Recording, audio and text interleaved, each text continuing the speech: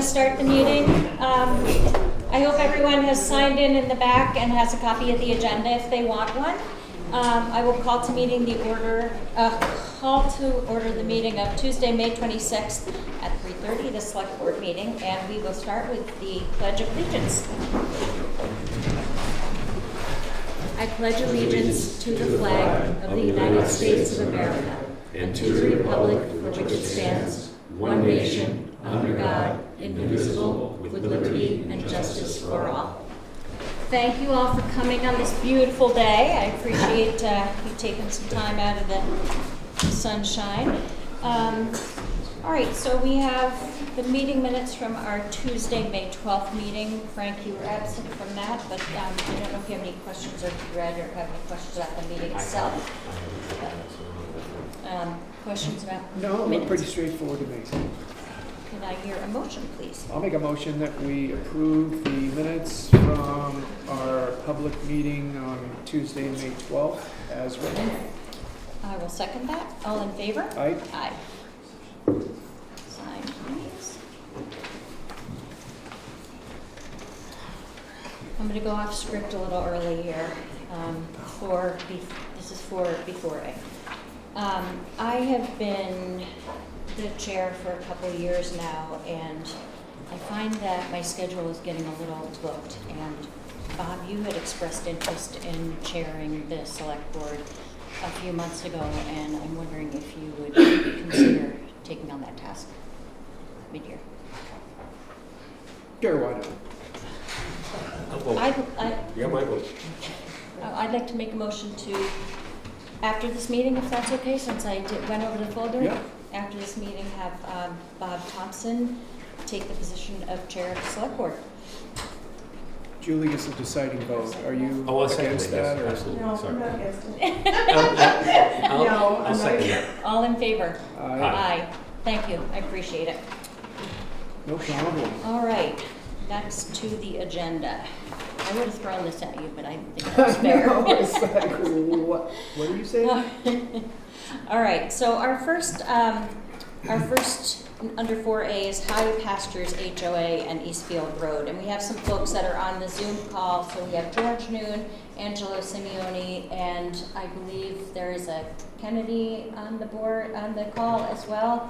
And then we have some folks in the audience. So there is, I guess, who wants to start?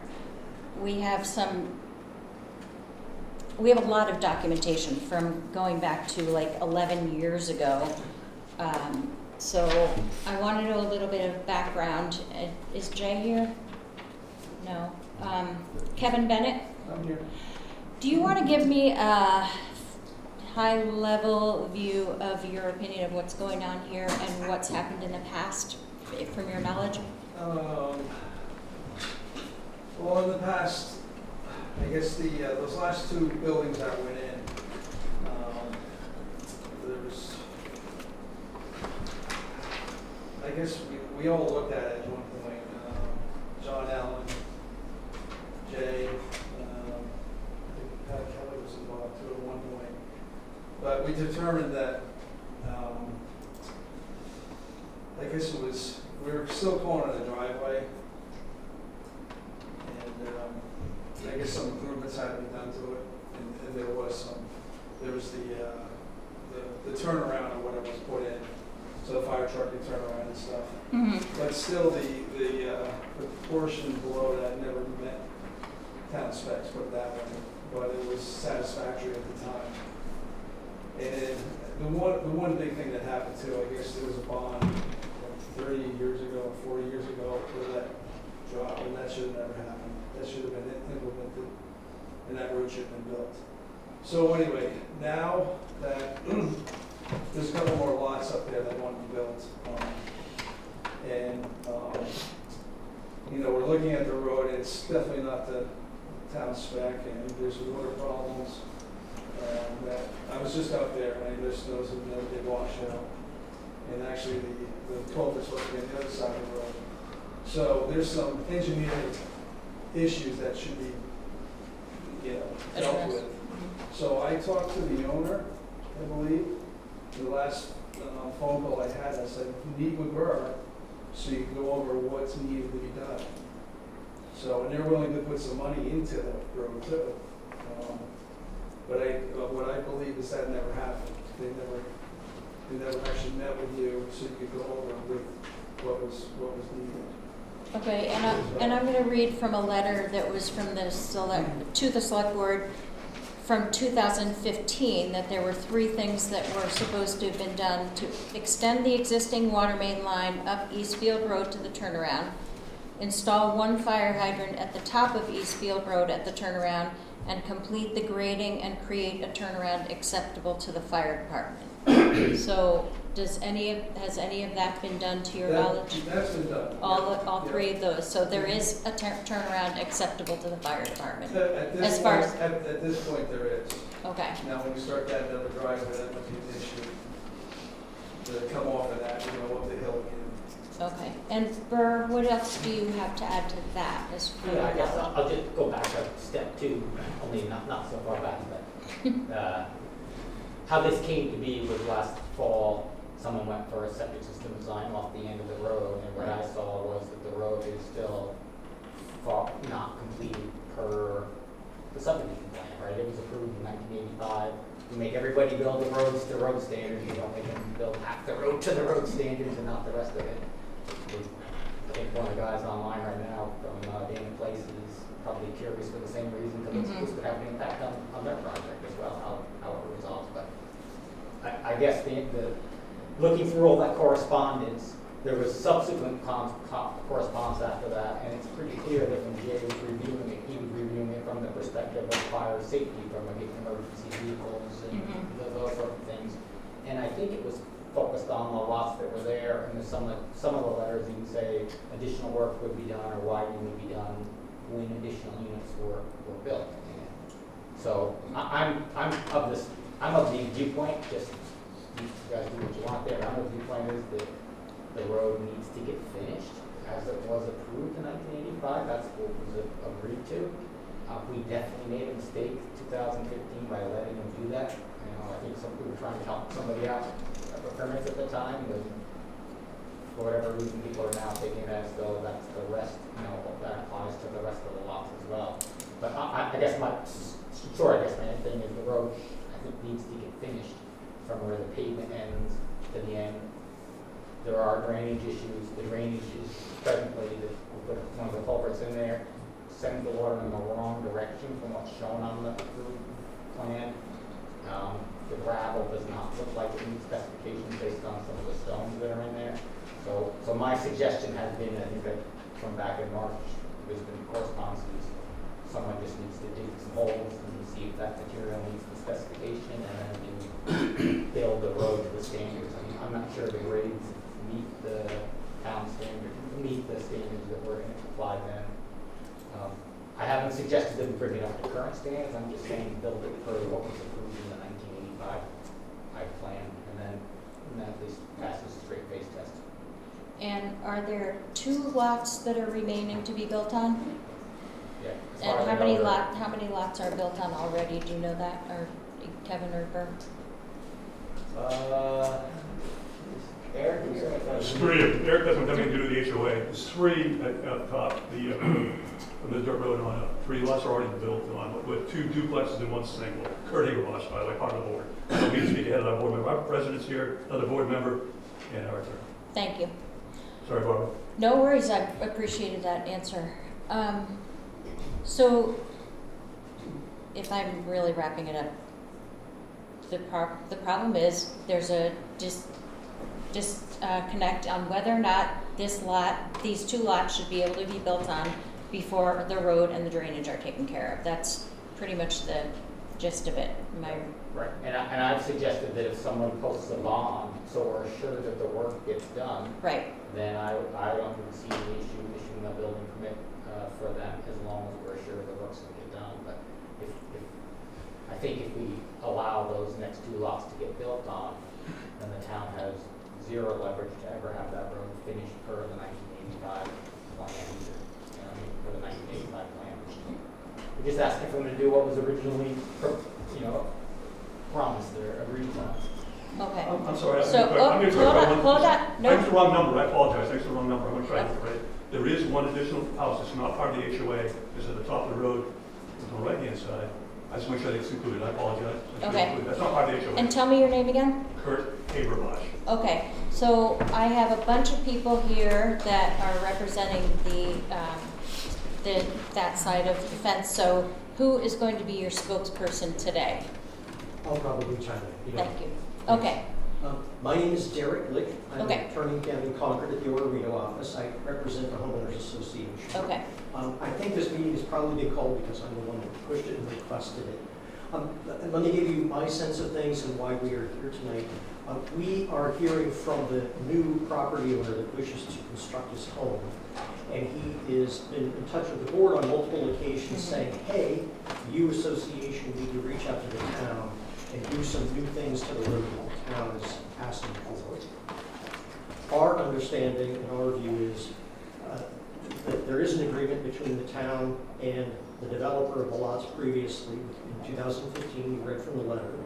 I don't think we have a dog in the fight as to exactly what needs to be done, but the association is not obligated to do any improvements on the road.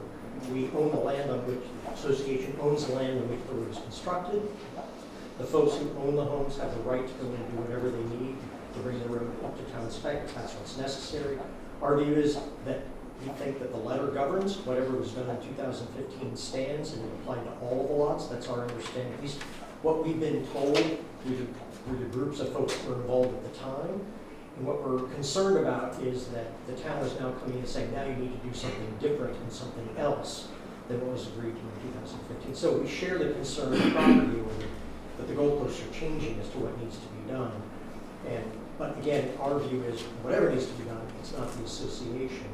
And I'll give you just a sense of this. We have a lawsuit pending, as many of you know, involving the other side of the project and whether or not improvements, an extension of a road and a ski bridge needs to be put in. The court issued an order as of last week confirming that the documents themselves, the declaration, the deeds, the easements, all that, do not require the association to put in improvements. We are not standing in the shoes of the developer as far as the court is concerned. Having said all that, I will say that the association for years has been intending to pave the remaining portion of the road once all the construction was done. They didn't want to do that until all the heavy equipment was gone from the site, whatever work needed to be done was done. They don't want to have their pavement damaged by all of that. But we're not in a position to say whether the road needs to be moved or changed or drainage switched, etc. Whatever occurred, we didn't do it, and to the extent it needs to be done, that's for the town to determine and figure out. So bottom line is, we are here because we're sort of caught in the middle, and we keep getting told we should be doing things like no one's told us to do anything, nor do we plan on doing anything. But we understand the issue, and we hope that it gets worked out. And there is an intention by the board of the association to pave whatever gets done to the town's satisfaction when we get to that point. So that's what I have to offer. I'm not sure if I can give you any other information. I'm happy to answer questions, but I know there are others in the room that were maybe here at the time or had further information. So the reason we asked for the meeting was because it was unclear as to who was talking to whom, what was being asked, and we wanted to get everybody at the same table at the same time so we can hash it out. Thank you. So I remember talking about this, and I thought we did have an understanding that a bond would be posted because work was the new builder wanted to do work in the winter before the ground got hard, so now we're in the summer. I thought there was a bond that was going to be posted, like you said, because you did intend to finish the road, and so nothing has changed on that since, so I guess we're back to where we were before. Bob, Frank, any questions for anyone I hear the here? same thing, and I read the same thing. And when Burr said a bond would be required, my first question to my mind is, well, how much would this bond? Do we have any sense of what the bond would cost? Yeah. You know, how much work needs to be done? I'm just curious and kind of relate that to the cost of it. Somebody had, Eric Russo, the builder, had gotten an estimate of like $25,000 to do some gravel and some paving, but I'm not sure that's all the work that's required, because if the road grade's not right, and the gravel that's there, it's just adding to the existing gravel. You wouldn't want to pave over material, the rocks, and they're going to heave up through the pavement or any of those things. So my suggestion, I think I've written it probably 5 times now, but is got to dig some holes to test the soil just to see what it looks like. Someone's got to do like basically as-built to see if that road's built in the right location, and then we can determine which way, if the water goes in the wrong direction now, and according to Kevin, it's creating the problem, but it's not per the original plan there, so we're just saying the goalpost is the original goalpost, which is the 1985 approved subdivision plan. Paul? And that kind of seems reasonable to me. I'm not sure how much buy-in I have to the logic of let's finish off the road once all the homes are built. We have homes being built all the time in Jackson with heavy equipment accessing home sites on paved roads that aren't being damaged. So can you help me or understand why this would be different on this road? Well, we were trying to help the builder and the homeowner on the end of the road. Eric.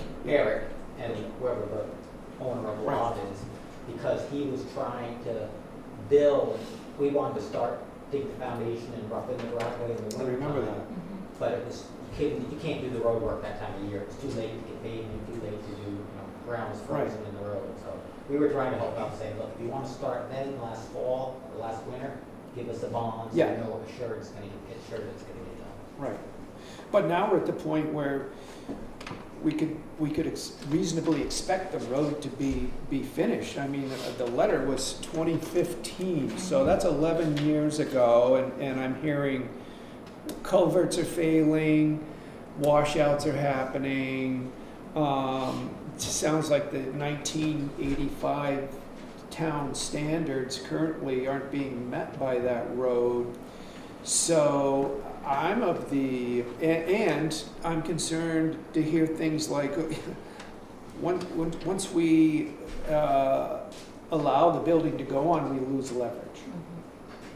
Or unless you have the bond, and if you hold the bond, Right. if they don't do the work, we hire somebody to do the work, we use the bond to pay for it. Right, That gives us the leverage. yeah, which seems to make sense, and if they're gonna bond it, why don't they go ahead and correct? Right. It It's just helps them out substandard. time-wise. If it was a new subdivision road, if we took a bond, we would potentially allow people to start home construction or lot construction. If we have a bond, then we're assured to finish the road.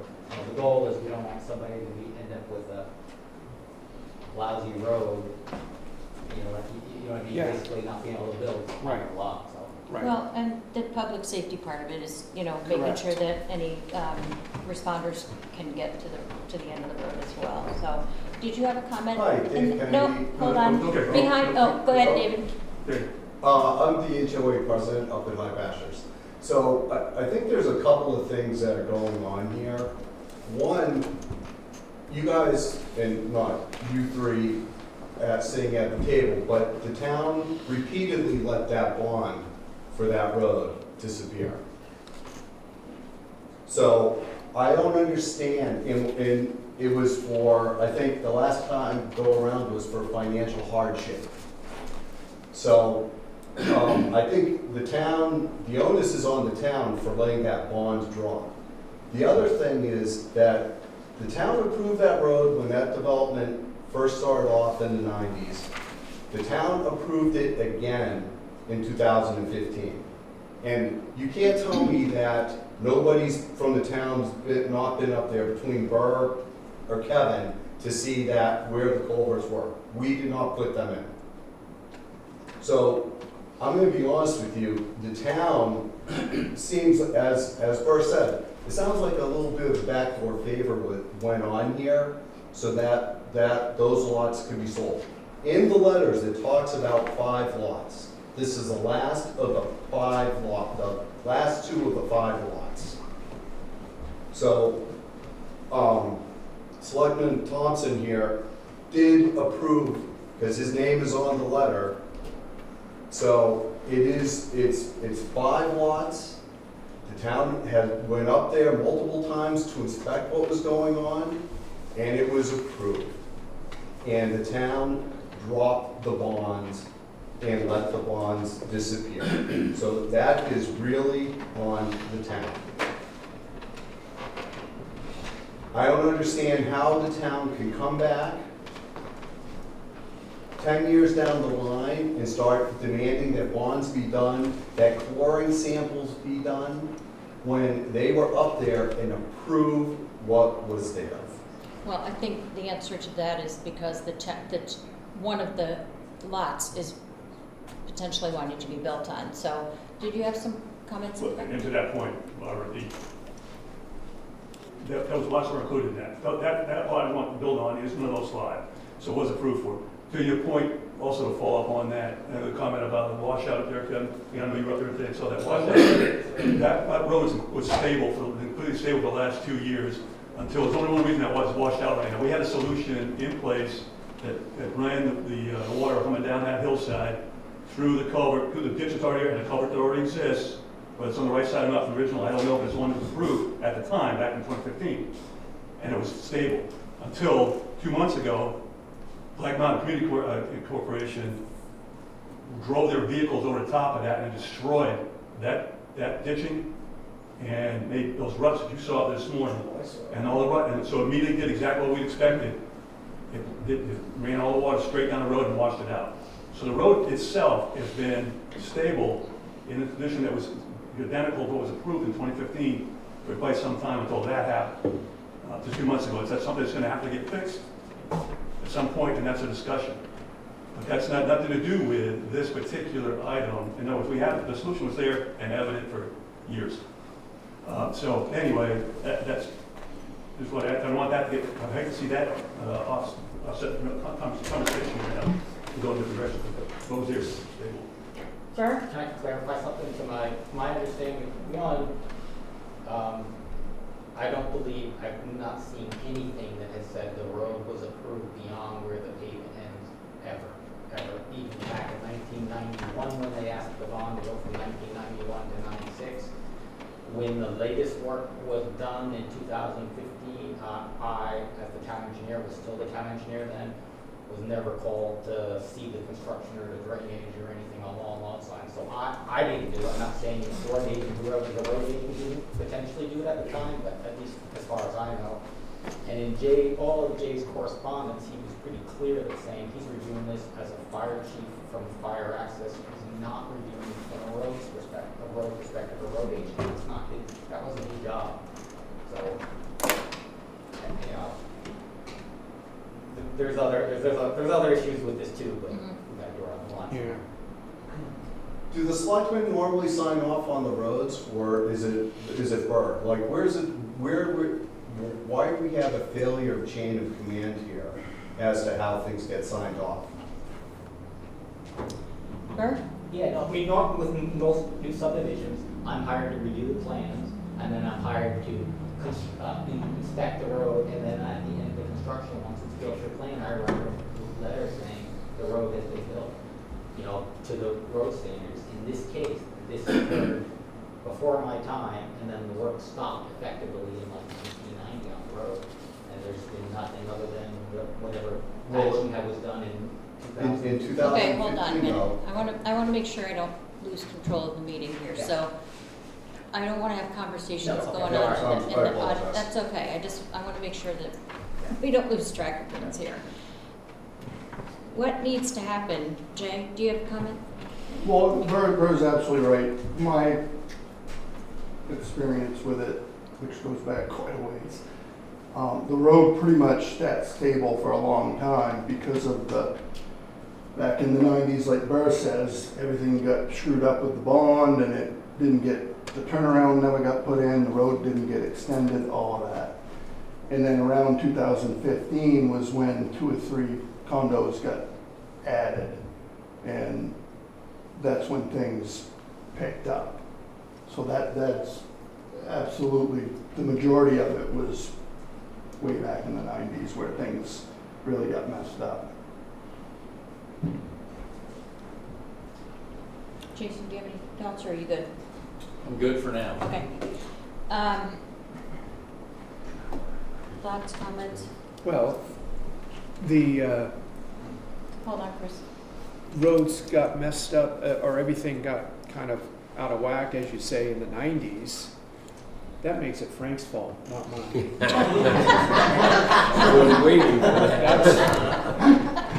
Say, oh, no. No, but I mean, and I would need to go back and look at these minutes, and the first thing I noticed, I certainly noticed my signature on the letter to John Fischera, but as I'm looking at these conditions, I'm kind of remembering it as both Burr and Jay are recollecting. This was about public safety at the end of the road and being able to reach construction up there with fire hydrant and a line that goes up there. That's all I remember about the conversation at the time. Yeah, 2015, is that when we did Caruso built the upper condos? You remember? I think it was the two on the left. Two at the end and all Yeah, that. I think So, we really didn't get, we tackled driveway issue then, the driveway permit at that time, because me, you, John Allen, as a selectman, Pat was there, dealing with the driveway entrance for that, and trying to get that driveway entrance into spec. Remember that? I remember there's something to do with that driveway. So John, as the selectman, was involved with that and approved that. Everybody, but that was just a driveway permit for the entrance, because we dealt with the fact that that turnaround wasn't necessarily a town spec turnaround, because it was, everything was screwed up between the Davis lot and, All right. you know, extending the driveway years ago and all that. So we made that a term am I looking for? Hammerhead, because I took the fire truck up and was able to pull into Davis, what's the old Davis property, and then back in and drive out. So we did solve that, and Pat was kind of acting as the fire chief too, because I was consumed as part of the contractor there, so I wasn't, Okay. I stayed out of it. Chris, did you have a comment? Yes, so Chris Meyer, Black Mountain, I'm an attorney for Black Mountain Community Corporation. And first, I just respond to the assertion about Black Mountain using the road. Black Mountain has an easement to use that road and continues to use that road. I'm talking to Derek about the use of that road, and those communications will continue, but Black Mountain has the right to use that road and continue to use that road. The second point that I wanted to make, we're interveners in the lawsuit that Derek was talking about who has the responsibility to finish the infrastructure of the bankrupt developer. That is a live issue. I know the HOA has taken the position in that litigation that it's not their responsibility to finish the infrastructure, but the court in the decision that came out last week said that is whether there was an agreement between John and the association that binds the association to complete that road, that is the issue for trial, including both the East Pasture Road and on the other side of the road. So that is a live issue in litigation. I don't know when we're going to get a trial on that issue, but that's continuing to be looked at by the court. There's a letter agreement that was back when John owned the mountain between John and the HOA. And then even December of last year, I believe the HOA was talking to Burr and said, well, we're not flush with cash, but we acknowledge that we may have an obligation to pave that road. So just to complete the record, that's where we're at in that litigation. So at that, I mean, I think, like, really simplify this. The road needs to be finished. Whose responsibility is it? That's the big question on here, and I'm sure there's lots of opinions, probably at least 3, based on those folks sitting in the room and on Zoom. That's number one. Whose responsibility is it? And the road needs to be finished. The condition of the road is a subject. I won't say concern, because some people think it is and some people don't think it is. But the road needs to be the current road needs to be looked at to make sure that it's up to standards. And as long as there's a live court case, is there anything that the select board could do while that's being decided? That might be a question for Jason. Well, I guess what I would say is anything you do is subject to being the wrong decision, I guess, based on what the court decision says. So you're kind of in a little bit of a catch-22. It would be wonderful if all the parties could agree to pool their money to get it done and leave that as a live issue for court such that whoever wins gets paid back in the end, just so that the problem gets solved. But I suppose I'm not a mediator today for that purpose, but that would be my suggestion for everybody to hear. But yes, as long as there's active litigation, whatever the court says could impact the decision. So if you say, oh, here's a decision, you have to do X. Next thing you know, the court could say, you weren't supposed to do that. Another party was required for that. So it kind of ties your hands to some extent. Certainly, I'd be curious to hear if any of the interested parties have a difference of opinion on that. Not that that will change my mind or should it change the board's mind, but I'd be curious to hear what they would, not that a decision is going to be made today, what their request would be given the pending litigation, what they feel they have the right to even ask for. That's one question, I suppose, that I would pose to you, Barb, to ask the applicant if you'd like. And then I would take that answer into my consideration in sort of viewing everything after. And so you have a response to that? Yeah, I do. My view sitting here after hearing what I just heard, what I would like is a decision from the board after talking to Jason as to whether or not anybody needs to upgrade the road. As I heard it, in 2015, there's an agreement reached as to the existing road that's currently in place, with the drainage that's currently in place, understanding there may need to be some repair because of some damage, whatever. But the road was put in place, select board signed off on it, they went up, they checked the hammerhead, they did driveway permits, 3 out of the 5 were built. My understanding, everything I've heard is the road was sufficient for all of the lots, not just 3 of the 5. And I have yet to hear a justification as if the road is sufficient for 3, why isn't it sufficient for the 5?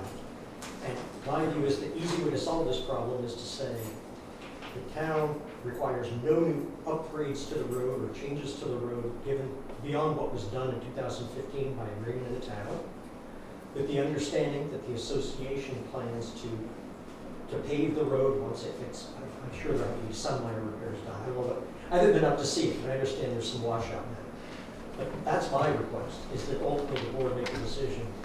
There's no requirement beyond what was required in 2015 to allow the new owner of the 2 lots he wants to build to let him get his building permit. Lots number 1 got a building permit, lot number 2 got a building permit, lot number 3 got a building permit with this road in place. I don't see why another building permit shouldn't be issued for the same reason that was granted in 2015. Nothing has changed other than 1 more lot is being built, which was anticipated in 2015. That's my request.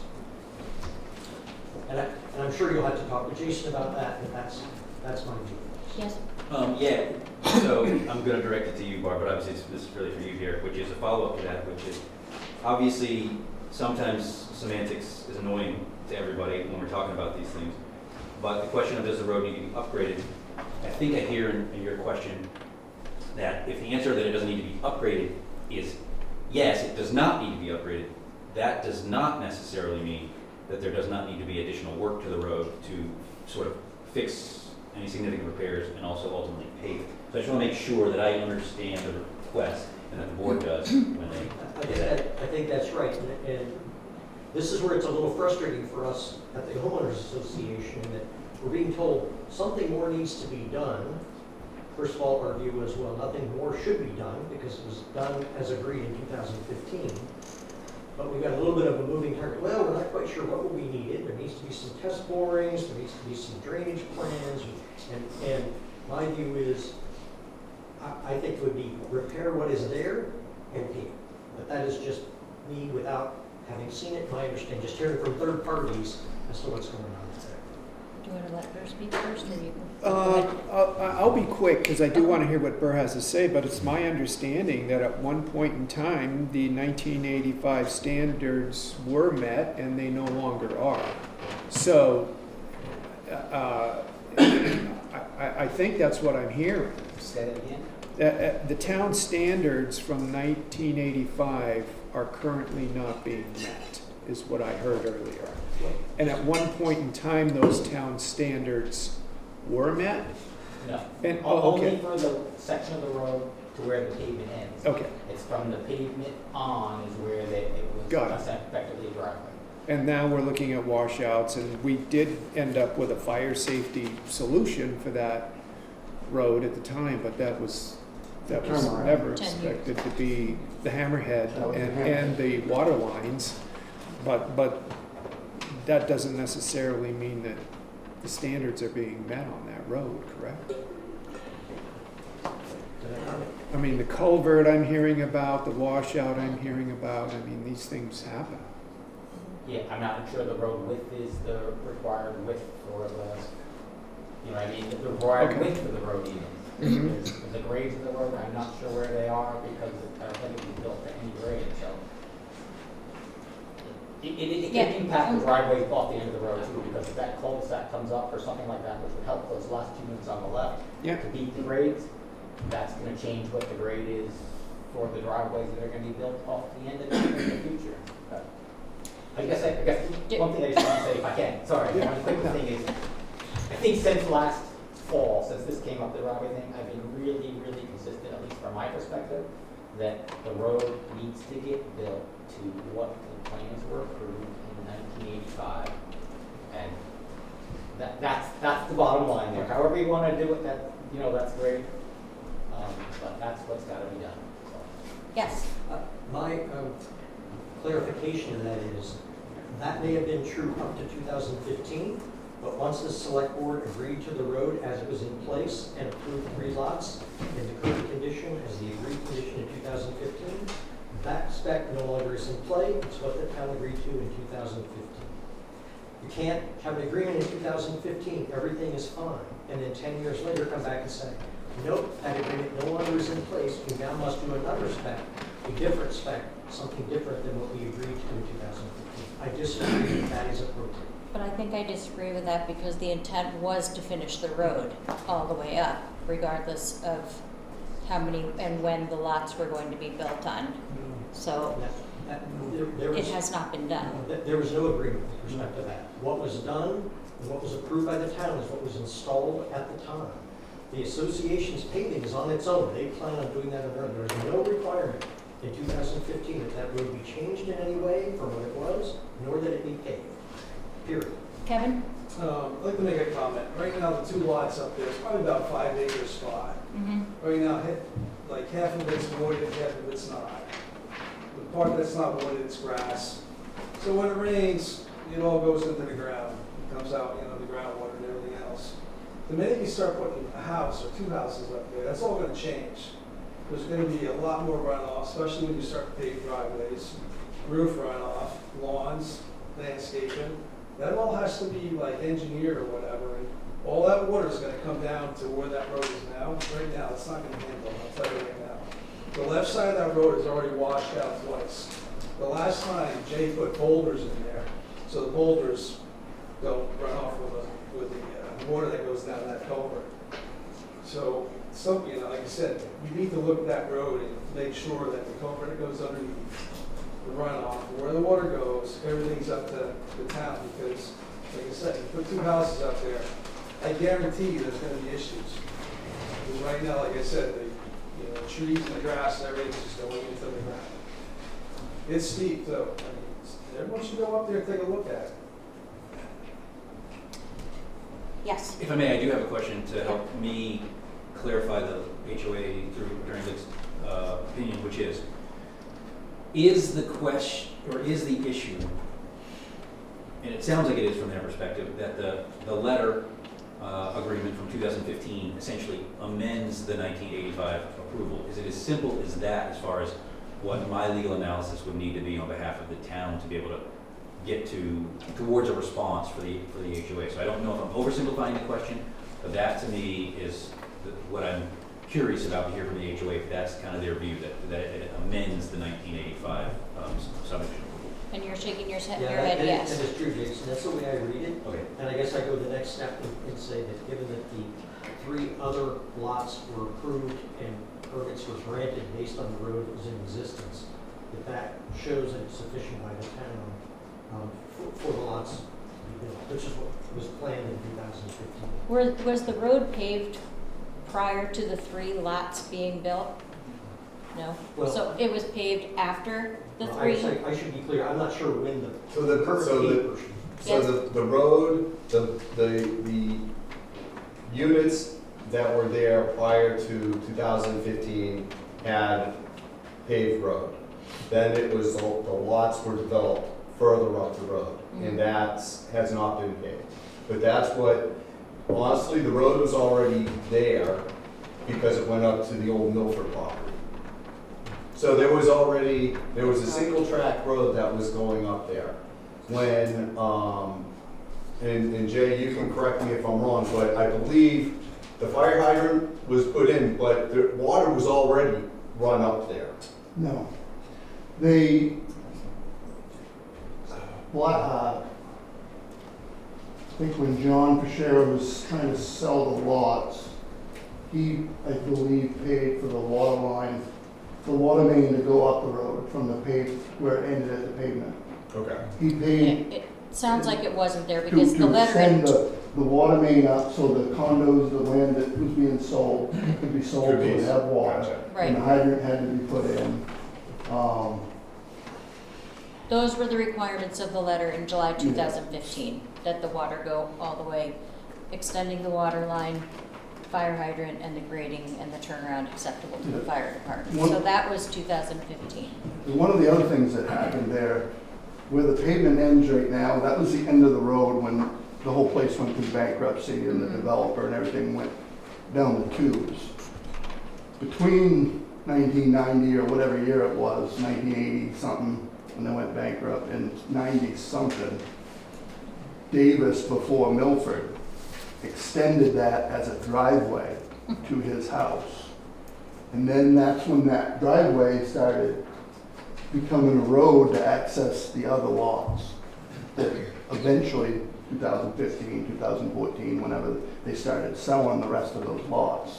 So it went from a dead-end road that went through bankruptcy to a little driveway to feed the Davis property, which became the Milford property. And then the road just kind of, all of a sudden now it's not a driveway, it's a road with no turnaround and stuff like that. Okay, so what you said before was that the 2015 letter from the select board amends the 1985 approval. So if I'm going to read a paragraph from that letter that says, the existing portion of Eastfield Road that is gravel is on the common area property of the High Pastures Homeowners Association and remains the responsibility of the High Pastures Homeowners Association. That association will continue to maintain this section of Eastfield Road as it has done since it was constructed back in the 80s. The High Pastures Homeowners Association will also continue to maintain the lower paved section of Eastfield Road as well. If at some time in the future the unpaved upper section is to be paved, it would be done at the discretion of the High Pastures Homeowners Association, and all costs associated with such paving would be borne by the association. So it's at your discretion, is that what it's saying? It's at your discretion whether or not this gets paved. But how does that fly with what regulations are in the town as far as safety and access for fire vehicles, et cetera? I mean, not normally they would make a decision on what's acceptable. Two things. It's accessible by a fire truck. Granted, if we get a flood and it Right. washes out, it needs to get repaired. It is accessible by a fire truck. End of discussion on that. The other,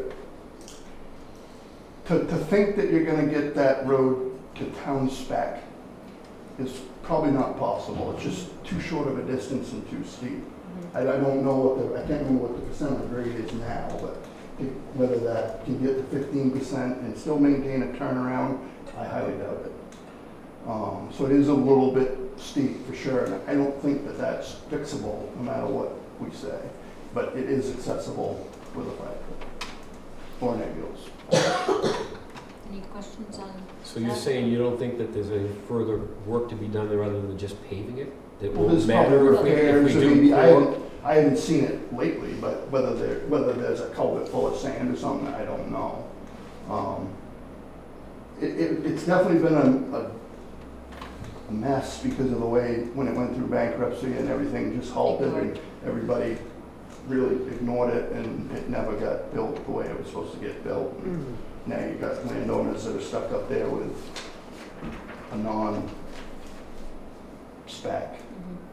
up to spec. Bert? Yeah, I guess I'd be curious if you read the town's response to the letter, because I don't think that response says they agree to what that letter says. It says, you know, I mean, if you read the town's response to it, I don't think they're saying, yeah, we agree to what you're saying there. It says, we appreciate you doing items. So that was to the agree, letter- But we don't take an opinion. That was the letter from the Realty Trust and John Fischera to the town. Right. But there's a response to Yeah. that there, so I don't think it's as black and white as. Yeah, it says, we do not take a position on your representations regarding the trust's legal responsibilities, and we do not take a position on your representations regarding the responsibilities of the High Pastures Homeowners Association. So, I Okay, don't and the believe other there thing- wasn't, Just reply to Jay was that the original plan shows the grade of the road in the cul-de-sac, so I would assume if it's built to those original plans, that the grades would work. I mean, they work on the subdivision plan. I'm not sure how they compare to what's there now, but One of the That's the problem first areas is the way the power was installed, with the power going to the top of Black Mountain for Verizon. That is right, not that that can't be moved, I guess, but I know there's an issue there, for sure. My question is, how can all the parties come to an agreement on, like, what would constitute road access up there that allows for those final two properties to be built on? And how could we come up with an estimate that could be bonded? Who determines the cost of what needs to be done to that road to bring it up to those 1985 standards, which are different today, but so be it? And then what would that cost be?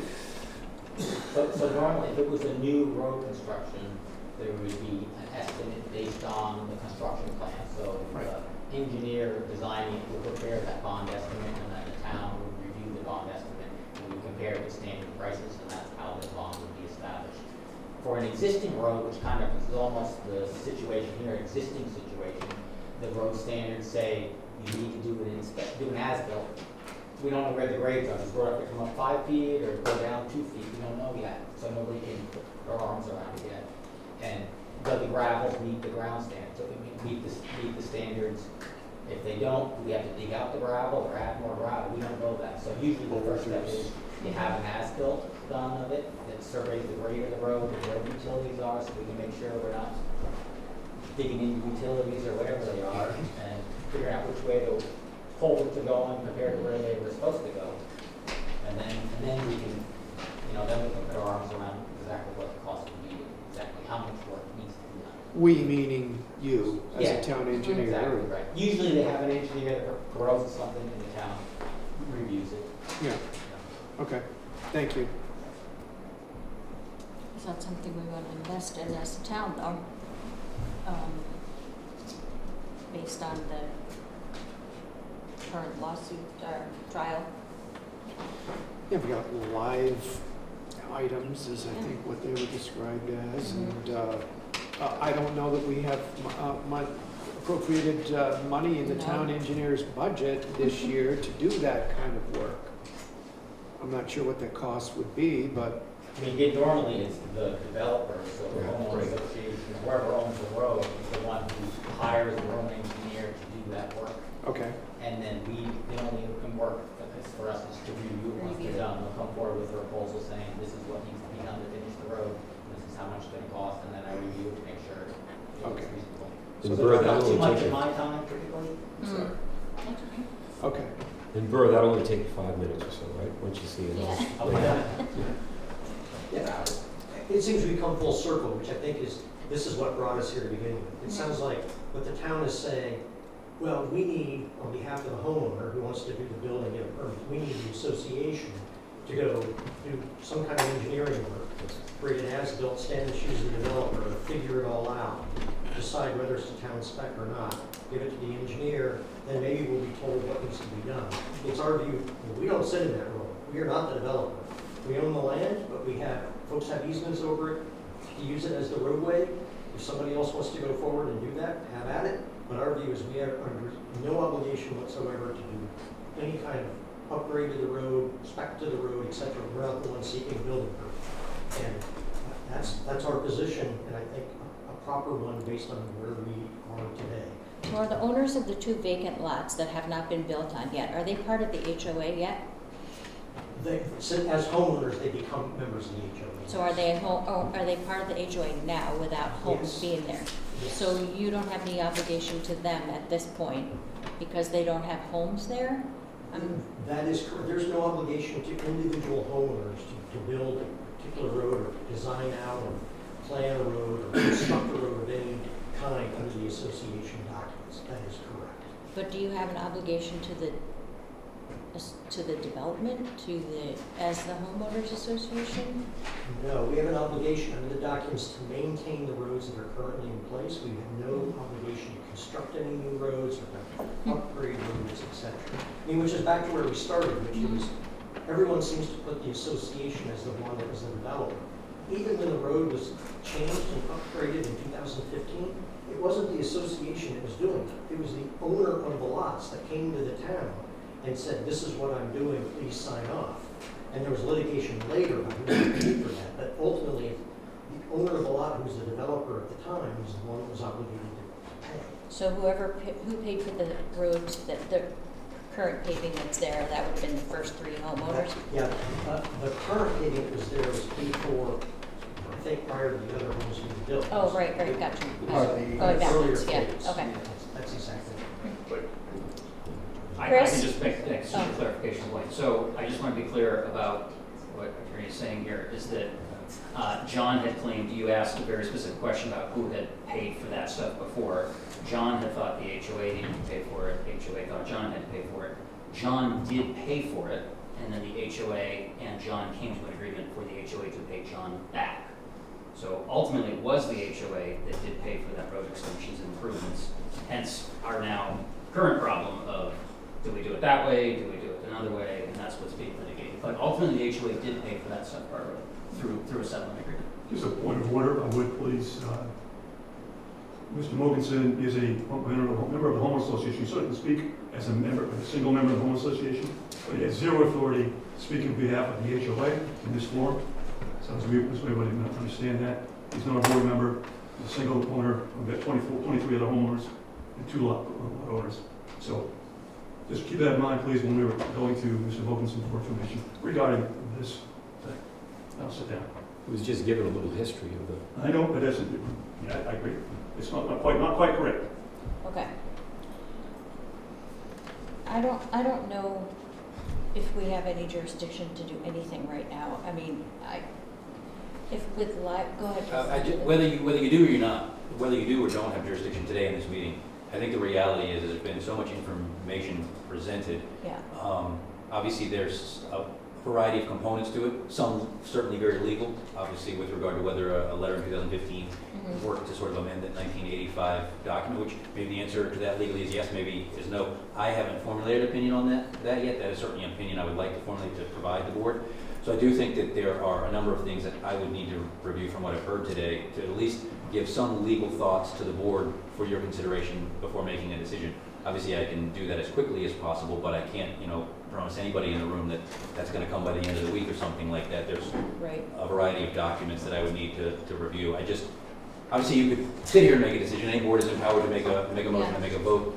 I just don't know with the different opinions we have in the room that there's a really obvious, strong consensus. Yeah, each of those parties may think that, but those don't all. If they all align, maybe, well, I guess we'll just do it that way. But I don't think they all fully a line. So I would, I guess, suggest that, that to the extent the board okays it, I could have communications with Attorney Lick, Attorney Meyer, and I don't know if the homeowners are represented by counsel. That way I can get the difference of opinion. And if there's some way to get them on the same page in some form of an agreement that solves an immediate problem without sort of foreclosing the ability for the town to deal with a bigger, more long-standing one, obviously since this goes back to 1985, that would be my goal on behalf of the town, to try and solve the immediate problem, without foreclosing the ability to deal with bigger road issues. 1 second. Thoughts on that? That seems logical. Yes. So I am the homeowner, and I've obviously. And what's your name? Zachary D. Sloren. Hi, Zach. Hi. So I think that would be helpful, and again, I think the conversation sort of has come full circle, and yet this seems like an actionable item, whether it's the end of this week or next week. It's something rather than just sort of spinning, and does the precedent of 2015 sort of carry forward? Is there something, it just would be helpful, even if it's frustrating or disappointing, to just make progress. We've spent a ton of money, and I do have counsel, trying to figure something out. We've alluded to the meeting, last fall. We actually weren't sort of seeking building permit, nor, we talked about maybe doing some clearing, but someone had brought up the point earlier about sort of being in the middle. I feel like we're the ultimate, or I'm the ultimate in the middle here, where I understand there's a lot going on, some of which I am party to as a result of being part of the HOA. I hear the position or the argument of, hey, 3 of the 5 lots are sort of governed under this 2005, I'll put it in air quotes again, agreement, because the legal stuff really matters here, so why aren't the last 2? That's hard for me to ignore, understanding there's obviously a significant history to this, as well as a very complicated current situation. I'm speaking entirely for myself. I'm optimistic that broader litigation will be solved. But in the meantime, if it's not, I truly feel like I'm just kind of caught in the middle. And there is precedent that 3 other, it's either lots or building permits. If you own 2, you can choose to build a duplex or a single family. So I don't know the exact count, but there's precedent that progress has been made, so it's frustrating to be like, hey, now we're going to draw this line where you're going to be sort of held hostage, my term, not anyone else's, and that's hard understanding. Other homes are serviced by this road, other homes were granted building permits, so that seems reasonable. Obviously, the devil's sort of being in the details there, but happy to. I'm sorry, I missed his name. Jason put you in touch with myself and our counsel, obviously. But I've sort of waited to speak up because this has been helpful. But that's sort of my and our sort of personal position. All right, thank you, Zach. Thoughts, Frank, about just do a motion to? I'm just back to what our attorney is saying. And try to get everybody together, maybe in the next 3 weeks or this or that, get all the different viewpoints as to where this is at. But when I asked Burr, how much of bond are we talking about? He said roughly $25,000. Is that? Well, that was the paving and the gravel. It could be double that. I don't know what the number is. But it seemed to me that testing should be done. All of that would have to be part of any agreement that we come to, including what our attorney's been talking about. So I think that's the first thing. And the expenses borne out of the people up there, I'm guessing the homeowners association up there, to get that thing going, and then have our engineer look at it and decide, okay, this is good, and let's go forward. We'd love to have a couple more houses and expand our tax base. We're in that business here, okay? So that, I think, we've heard some reasonable ways of getting this done through our attorney, through our engineer, and that's kind of where I'm feeling. Bob, thoughts? I'd love to get Jason's opinion on whether this 2015 letter, changes the original agreement. And I think, and I don't want to really just forget that Kevin mentioned earlier, it's like you start developing those last 2 lots and you're gonna make a bad situation a real headache up there as far as erosion and washing out, and those are the facts of the matter. So I wanna be mindful of that also. So, yeah, I think that having Jason move forward to really get to a better level of understanding of this, and maybe we can then go forward with somebody agreeing on what it's going to take to get that road up to a state that is acceptable. Zach, did you have one more comment? Well, I guess I was just gonna say, and I don't wanna reopen the conversation, I would just submit, why would the final 2 lots or 4, depending on how you look at it, sort of be held to a different standard than the previous 3? Okay. And then lastly, if I may, I think although challenging for town council to sort of look at this specifically or compartmentalize outside of the broader disagreement that exists. Because I think it'd be easy, respectfully, to sort of punt and say, hey, there's something larger, but that's the situation, we've been in for quite a while now. I mean, I purchased these, I think, I want to say January 23. So I think we've owned these for over 3 years now. We haven't been, designing or fully designed and moving forward to the pace we are for that entire time. But I mean, we've been exhaustively patient here, and I appreciate everyone coming together. There's obviously other stuff, so I'll be quiet on the meeting sheet here, but I'd like to make some progress while also sort of really trying to hone in on the specific situation rather than the broader disagreement, as I'm calling it. All right. I would like to entertain a motion to have our attorney, Jason Dennis, take this further and report back to the town with recommendations, also giving you the authority in the meantime to reach out to the respective parties and their representatives to gather information so you can report back to us. Second. No, I entertained a motion. Oh, I'll make that motion. I'll second it. All in favor? Aye. I want to thank everyone Yeah, for the history and the discussion in the background. I appreciate the patience. Attorney Meyer, if there is any movement on that, the pending open issues, I'm sure you'll keep Attorney Dennis and everyone else involved in that as well, so we don't make any decisions that are inappropriate. Of course. Thanks, Jason. You're welcome. Any other matters for which I the board? believe we are good to go. Okay. Yeah, thank you so much. Absolutely. Thank you. Have a good one. Thanks, You too. Jason. Take them in. Take one more. All right. The next agenda item is Black Mountain Ski Area noise complaint. We received the noise complaint. All right, folks, I'm gonna ask if you could, excuse me, sorry. We received a noise complaint on May 4th that there was loud music, hearing it when the windows were closed, and the date of this was April 28th.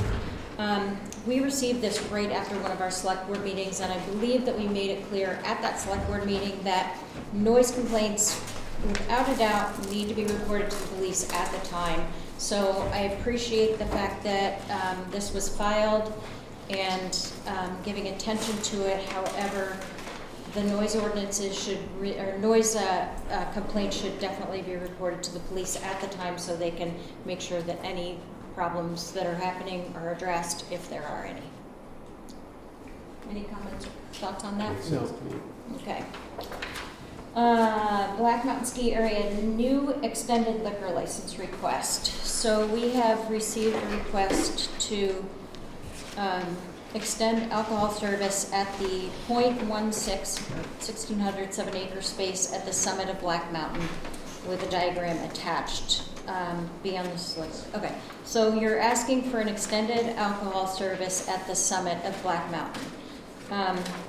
I have some questions for Eric, I guess. So, Stephen? Can I speak to that last topic? I'm sorry, you moved on before. I'm sorry, go ahead. I'm going to continue with that. Stephen Leader. I built my house on Doublehead Drive in 1997. I'm about 1,500 feet off of Dundee Road. And I went through a considerable effort to build that house to acquire peace, quiet, privacy. And I still have privacy. I have National Forest as a neighbor, Upper Saco Valley Land Trust as another neighbor. I lost my peace and quiet when Black Mountain changed hands recently. I ran into Frank just over a year ago at the post office and talked about the noise of the music coming from Black Mountain, and he suggested create some kind of document that we can address that with the select board. My wife Tish put together a letter, went to neighbors, had people sign the letter. In total, there was close to 80 signatures on that letter. It was presented here and read. You all remember, everyone knows about this. A few months later, I believe on our behalf, you tried to negotiate in a private meeting with Black Mountain to come up with a solution to that issue. And I stated in a couple of meetings ago, I appreciate that effort, and I need to report that it's not working. Frank asked me early in the season how it was going, and at the beginning of the season, I had to say it seemed like it was improving. But as the season went on, it just got worse. And so I just want to make it clear that this is an ongoing issue that needs to be resolved. And I don't know what the solution is. I don't know if you know what the solution is, but it's not, whatever law is intact right now, it's not working. I'm 1,500 feet off the road. People say to me, "You're hearing noise from Black Mountain?" And I say, well, come up and listen to it. I don't know what the geography is that is why it's so loud at my house. I think it's coming from the cabin up above. And frankly, I held out hope that maybe with new ownership, a new general manager, someone would make an attempt to resolve this problem. There's been, I see no change. So I just want to keep this topic open and hope that you can work on a solution. And frankly, I'd like to be part of a discussion if you get to that point in trying to resolve this. Thank you. Thank you, Stephen. Months ago, before last town meeting, we had a public hearing to see if we needed to make changes to our noise ordinance, and it was decided at that time we really didn't have any modifications to that. So we do have a noise ordinance in place. If you feel, Stephen, that that needs to be adjusted or modified or whatever, absolutely come to us with some suggestions or a petition warrant article where we can modify that. And then again, if the music is beyond what is required, or not required, but the maximum decibels allowed, and I'm going by the ordinance here, but I'm going to tell you something. There's a really, it's tough in Jackson because we've got the valleys and we've got the areas, and if you live across from Eagle Mountain House or past the golf course, you're going to hear their weddings. If you live by Wentworth, you're going to hear their weddings. So it can change based on time of day, weather, wind, everything, and I appreciate. And I understand the Eagle Mountain issue, and Bob, I believe you've worked on that to tweak it and tame it. Eagle Mountain's been, has had music, it's part of their required business. Music at Black Mountain is not necessary. Snowmaking at Black Mountain is necessary. They need to make snow. I'm not complaining about the noise of the snowmaking. It's the music. It's not a need at Black Mountain. It's a want. And that want is coming from a commercial operation in a rural residential district. I'm in that rural residential district, and it's taken away my peace and quiet, and I don't believe that's right. That's my fundamental point. And I don't think the noise ordinance can be so general. it's clearly not working. And I've called the police several times. Chief has been there, he's heard it, plenty of people have heard it. This is not a figment of my imagination. No, I understand that. So as I said, I think that if there are modifications that need to be made to the noise ordinance, we will definitely entertain those as being presented to the select board, whether it be in a public hearing that we can hold or a petition warrant article. And continue to report the incidents so we have documentation from any incident that is in town. Frank, anything? I think you're onto something there, I just don't know how you're gonna satisfy unless the music is dampened in some way, because it's That's just all, like what. that's all it's gonna take, Frank. It's Okay. just turn down the volume. It's very simple. And can you ask Eric, I mean, I don't want to, you're the chair, No, right? what? Is it Go for me to, ahead. Yes, you know? absolutely. So Eric, I know we come up with the 80 decibels and this and that, and apparently it's not working, and I've heard that from others too. Is there any way that you can mitigate that and turn it into a quiet place that can still have a good time? I mean, that's what we're talking about. Yeah, I think it's quantitative, Frank, right? Like, we have to, that's why we worked pretty hard to come to an agreement, and I think our decibel level at the property line is actually lower than the noise ordinance. And so our goal was not to be objective, right? Is that tree big, small, medium sized? Well, I don't know. You could ask 10 different people, and some people will tell you it's a really big tree. Some people tell you it's a medium tree.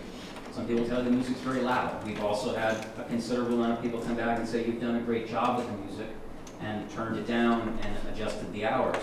So the only thing we can really do, Frank, is have a decibel meter. And I have one right next to my snowmaking wrench, and I carry it around right next to my radio, and we watch it and we look at it. And if I get a call from Chief Moser, he'll send me a text and we'll look at it and we'll see what it's at. And maybe it's 70 decibels. Maybe that's something that we agree to at some point. Maybe it's 90. I don't know, but I can tell you that 80 really isn't that loud. And you don't realize how loud stuff is until you walk around with a decibel meter all the time. 80 decibels is really not that loud. It's about a lawnmower, sometimes a little bit less. And I also empathize and understand that it is a rural residential area, but I will say also that the ski area has always played music, and it has played music prior to the creation of that rural residential area. It's not a simple problem. It's not as easy as just turning it down. It's very subjective, and that's why we created a process. If we need to revisit it, let's have those conversations. Absolutely. The only thing I can say, and it sounds to me like you're willing to work with everybody, you have been right along, is that up until now, and again, I was on the board in 88 to 2003, and then again now for the last 6 years, until ownership changed and you brought all this new life and energy to the place, is when we started getting the complaints. We never had them before. So something has changed. And if we can get back to that sweet spot and have a good time up there and put Jackson on the map and skiing and all of what you've done for the industry, for small areas, I think it'd be terrific, and I think everybody would be happy about it. Steve, does that sort of work for you, that idea? Sure, we keep it to the decibel that John Frashera had. Problem solved. Non-issue. Yeah. Never heard it. Never heard the music when John Frashera was there. Did we? John basically went out of business and the ski area was going to close. So We're going to equate the sound All of right, music. okay, you know what, I think we all have the same goal in mind, is to have good neighbors and to have peace and quiet, and to follow the rules. And if the rules need to change in order to keep that peace, then we will look at modifying them or working together somehow. I don't want this to be a dying issue. It's not as clean and simple as saying, this is our noise ordinance, stick to it. And let Eric, I appreciate that you walk around with a decibel meter. It can be loud one day and it can be not so loud the next day, depending on, like I said, the weather. So let's continue to have the conversation, and if there are events, then we know that it's going to be probably more lively than other events. Other than that, I think we just need to revisit our noise ordinance and see if there are changes that need to be made or modifications that need to be made. And that's for all all businesses and residences in the town. You know, we can look at all the wedding venues and all the party venues and see if there are any other issues. Mike, Chief? I would have to refer back to the agreement itself as the wording, but I don't recall whether Black Mountain agreed that if the noise ordinance changes, that they would follow suit with that, or if we were handcuffed by that agreement. So just something food for thought. Let's see if changes need to be made, and I'll look at the agreement as well. But I mean, I can't imagine that an agreement would have been signed that went against a town ordinance. Open air amplification was exactly what we were working to avoid when we addressed this issue with the liquor permit extension requests. And the letter that we still have businesses sign today reflects the work that we did on that. And I think that amplification without tent walls that are down is always going to reverberate across the valley, especially when it's that high up. And I think that that's where we're getting, this isn't amplified music that's playing as people are skiing off the chairlift. And that's the big difference, is that we're dealing with amplification that is in an open air atmosphere. And especially that high up, where the Alpine Cabin is in particular, it just goes across the valley. It's happening above the valley tree level. And that's why I think it's as loud as it is. I agree. And that source, John, as far as I remember, John really didn't play music up there. John basically played music at the base of the mountain. Right. And you couldn't even hear that out the road. And that's why it was behind a building, Yeah. and it was below Right. the valley tree level. So, not that I just came up with a solution, but I mean, that's really the difference. Question though, on the amplification, is it always music that's outside or inside, or is it outside and inside music? Have there been events where the amplified music inside Yeah, I has think been Mike that and I had a loud? conversation on our closing day around that. Our interpretation is so we shut down that music at 10 or whatever the requirement was, we moved it inside. And Mike and I had a conversation that evening around whether the 80 decibel applied to what the definition of amplified music is. I think the agreement very clearly defines what amplified music is and where it exists, and that's something that I think we're chatting through and working through there. But our piece is when we move the music inside, that it is not amplified music outside.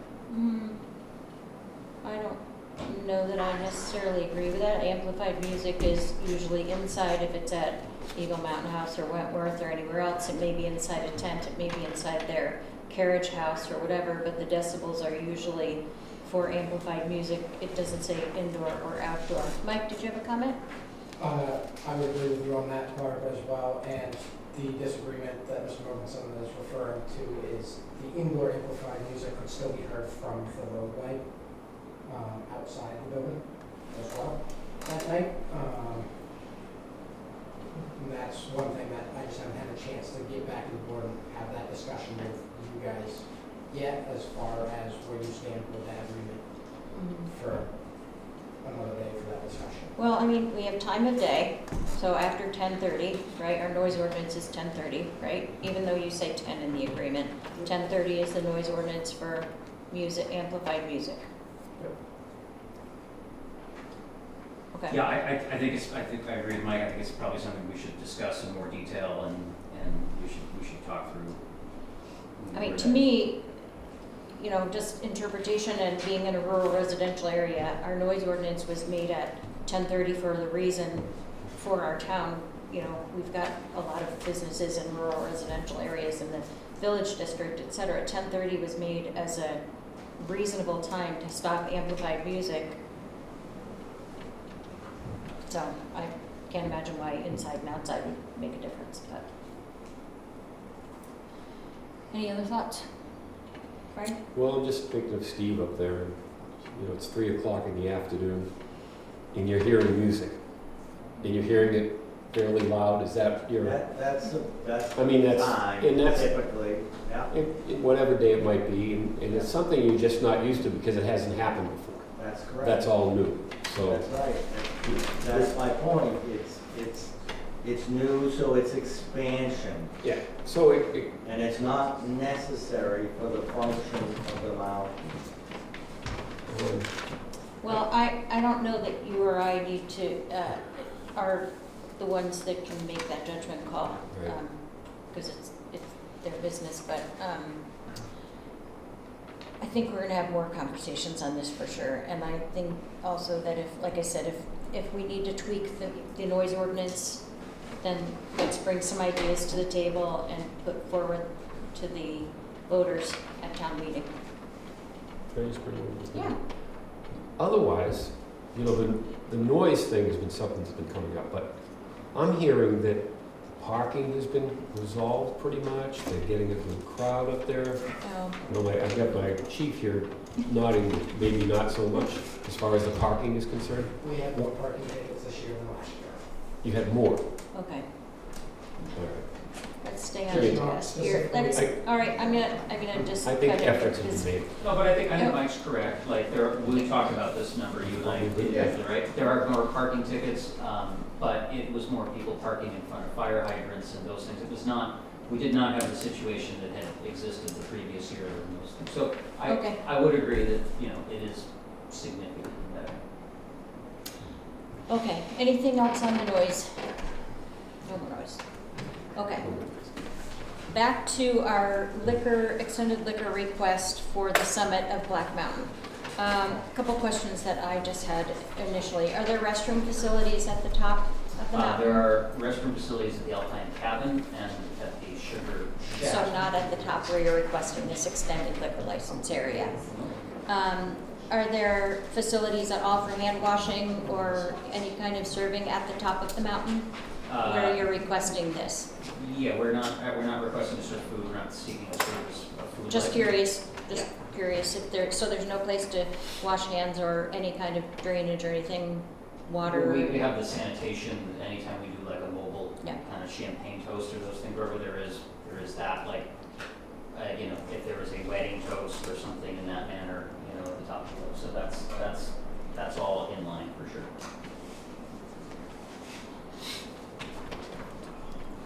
Thought questions for the, I have to tell you, I'm not in favor of this, so I just can't imagine why, and I don't need to run your business or say anything like that. I just can't imagine having alcohol served at the top of a ski lift where there are no proper facilities to serve any alcohol or drinks or whatever, and then have people skiing down the mountain after drinking there. But Kevin? There is no restrooms at the Sugar Shack that I know of. No, we have permitted them and we You are getting a septic Yeah. system. Yeah, so that was in the agreement as well, as far as getting That them was at the the Alpine- Alpine That was the Cabin Alpine Cabin. and the Sugar Shack No, in I don't the believe agreement, Me, or in the building permit? in the building permit. So We we have did get the a building permit. agreement So it's- and the building permit. There's no restroom. There was no restrooms in that building permit, but we did like what's called a farm stand food license. So we're only able to operate a very, minute amount of days. In order to operate further, we would have to have the septic. So we did permit the septic, it was approved and Bird left, but so we permitted septics on 2 on-mountain locations with bathrooms. The Sugar Shack and then the Alpine Cabin. The Alpine Cabin was part of the agreement from last year. Right. Both of which are dramatically closer to the summit and those things. In particular, too, it's not just a skiing thing. As you know, we have closing on the Whitneys and those things. So last year, a couple years ago, we had a wedding up there. People want to have a champagne toast and do their their thing. And so that's where we were looking at. We could file a temporary one for every single event or wedding or those things, and we wanted to follow the standard practice of what everyone else has done in town and filed a quasi-permanent. But it would follow all the New Hampshire Liquor Department things. Jay's issued our permit of assembly. We've identified exactly what the square footage is and how many people. I don't know what the number was you came up with, Jay, was like 100. Eric, why are you doing this for events mostly? Just curious, like what your intent is. Yeah, I understand, like gathering spaces. in order for us to put a permanent facility up there, we would have to go through and put in the facilities and a septic system and all of those things. So our intent is not to put a permanent facility up there unless we were to have a permanent, infrastructure to go with it. So it is more of a event special scenario, which we are governed by liquor and by food, all of those things, we have to follow and go through those normal processes. Frank, questions? How much bigger is this making the area? No, you missed that part. This drinking area. Is it sort of like, is it akin to a You should have social? the updated map. Did they get the updated I map? can't. This is the one. No, that's not the map where I made notes on it and shows the seats. I don't have the permanent assembly. It's on the desk. Oh, the permanent assembly. Yeah, that Jay just brought over today. Yeah. Okay. It's not, I can draw it if you really want to see it pretty quick. Yeah. Melissa? Hi, I have a question. If there's going to be beverages, alcoholic beverages at the top of the mountain, does that include food? That's, So I is asked it that- legal to serve alcohol in the state of New Hampshire without having food? It is. I'll think, I will find that out. But I believe it is, but I will have to find that out. Thank you. So it's not There- the whole. It's not that whole, that's not that whole outlined area. That's not the chief. There's a percentage, it used to be. Chief? First question is, if it's approved, why and how would it be different than what we require from the Wentworth Blue Mountain House and all that for their events and weddings and that sort of, the tents, the walls, and having a free range of an entire 0.16 acres? Right. And then my second question is, I don't know the entire history of Black Mountain back to 1947, whatever it was that it opened. Is weddings pre-existing use of this property? Is it grandfathered? Is it new usage? Or weddings, events, however you want to word it? You said Champagne Coast, I just associate that with weddings and that sort of stuff. So is that what it's being used for? Yeah, 1936, there is a pretty documented and continual use of weddings and events at the location, and then certainly with our acquisition of Whitney's as well. That's unquestionable. And then it isn't, I wouldn't say it's free range, but we still have to follow all of those liquor pieces. So for example, we need a very delineated line between where you can drink and where you can't, just like all of our other extended permits. This is, we actually get a lot more safety with the regulation, right? It's very valuable for us when we can go and say, look, you can't tailgate in the parking lot, you need to be in this designated area, we have the no alcohol sign, we do those things. We're very specific about no drinking on lifts. It's a 3-minute ride from the Alpine cabin to the summit, almost less. And so it is significantly closer than bathrooms and facilities that have been placed in the past. It has to be very clearly delineated and follow all those rules. If we do decide to serve food, we certainly could have a food truck or a food sled up there. We made something for the front of the snowpad to where we can put it around the mountain, but we could only run that, no more than 4 days in every trailing because it doesn't have, has the food truck type exemption. So there's a lot of things, but this delineation makes it very, very clear cut for us and really helps us with our customers about where to drink and when to drink. And that's why we're asking for a reasonable piece of this. I'd like to speak to our state rep here because lately, I guess some legislation was passed for it's called social distance, social areas or activities, right? I see Laconia is doing it. It's just starting to do it, and You have to, you know, it's pretty well controlled as far as what you can carry around. It's gotta be a specified kind of cup and all this other stuff. Why wouldn't this be something? Our village district would possibly qualify as a social district if we were to have that area, but not on private property. Where you're not actually leaving private property to go on public property, am I getting that right? Yeah, I'm Chris, just seeing. as far as you know, Chris? There's a lot of issues with that. Sorry, Eric, You're right. hold on. Chris, do you know anything more about the social district? Well, what is it, what town is doing that? Laconia? Laconia, yeah, I don't know The how first it one. worked out, but, Well, it's just started a couple of yeah, weeks it ago. just started, I think it's gonna be, Sweet Pond. Did you vote for it? Yes, I did.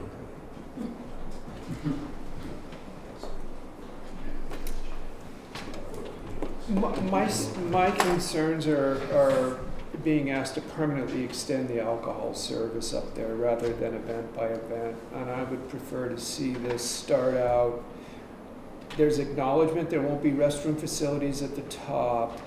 We haven't even gotten into whether there's gonna be amplified music up there. I'd like to see it work on a case-by-case basis, certainly in the initial winter, so that we can all learn how exactly it goes up there. So we have entertained liquor license extension requests for as long as I've been on the board. And sometimes we approve for the season, and I think that this would be a great example of one that, when you're talking about special events, they would be scheduled events. And you could come before us and reiterate what you are and aren't going to be doing for food, or are and aren't going to be doing to accommodate restroom needs and the time frame that it's happening. And I mean, if they're going to be serving liquor up there for 4, 5, 6 hours with no restroom facilities, I think we've got a public health issue that is worth talking about. So there's a lot to this, and those aren't the only, I'm not the only one with questions. There are questions that we all have about that. So I'd prefer to see this happen by coming to the board with enough time to say, here's we want to extend a liquor license serving permit up there on December 27th from 4 to 7, and this is why, and this is the special event, and this is how many people are going to be up there, and this is how things are going to be segregated and fenced off, and prefer to start out that way. Mike, comments? First, you kind of touched on it, Bob, of the special event kind of idea. The board expecting this is a special event, that would become a special event usage, or is it just their normal business usage? So where does that go with what we're creating for that special event permit? The other is with numerous previous liquor investigations, counselings, current ongoing investigation counselings on the already approved established areas. One to be exactly that of the delineation was just closed and addressed, I believe, with you, Eric, with the council. Yeah, we were kind of, we had no Stop. corrective action. Hold on. Yeah. Okay. So, Okay, I don't want to do the special events kind of commingling these topics, but I do agree with you, Bob, that I would prefer to see it on an as-needed basis, at least on a trial basis for this extended area. So if you have a wedding or a planned event, then you would come to us for an extended liquor license for that event. Frank, do you have thoughts, comments otherwise? Well, I guess that's the approach, to be little, slow, as someone said a long time ago, and to see how it works. I think it can, but maybe, taking the whole hog and saying, let's just do it now. I think perhaps we can trial it out and then work to a place that maybe it will become permanent.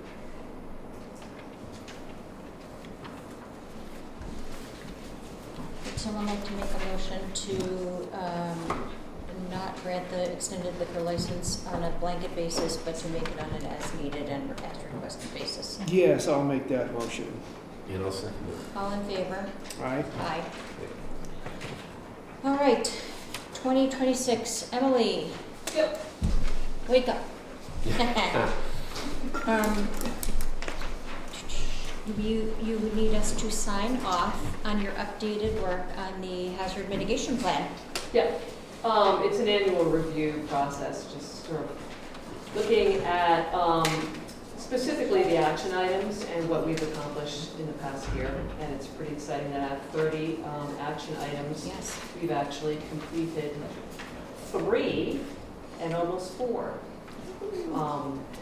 The biggest one being the fire station. Which is amazing. Which is awesome. Old Town Hall is almost complete, and then also the new radio tower was addressing communication needs. And Smokey the Bear with our wildfire danger sign. That's good. Cool. So, I didn't know if you had any other questions. Yeah, I reached out to, to the highway department, the water precinct, the building inspector. We've actually added 40 new 911 signs. Nice. Yeah, and the planning board, working with them to, I think, sort of across different towns across the of New Hampshire is really looking at how to better incorporate some of the hazard mitigation action plans into the master planning process. And I have to say, I've added Eastfield Road onto my radar, given the recent conversation for future work. So, yeah, things are definitely changing. There's much more intense rainfall, intense storms, so that intensity is changing things. So I didn't know if you all had any other questions regarding questions or. I don't have any, seem pretty clear. Okay. Thank you. So if you could just sign that. So, I'll make a motion that we approve the hazard mitigation plan 2025 year 1 annual review. I will second that. All in favor? Aye. Aye. And I can sign this here.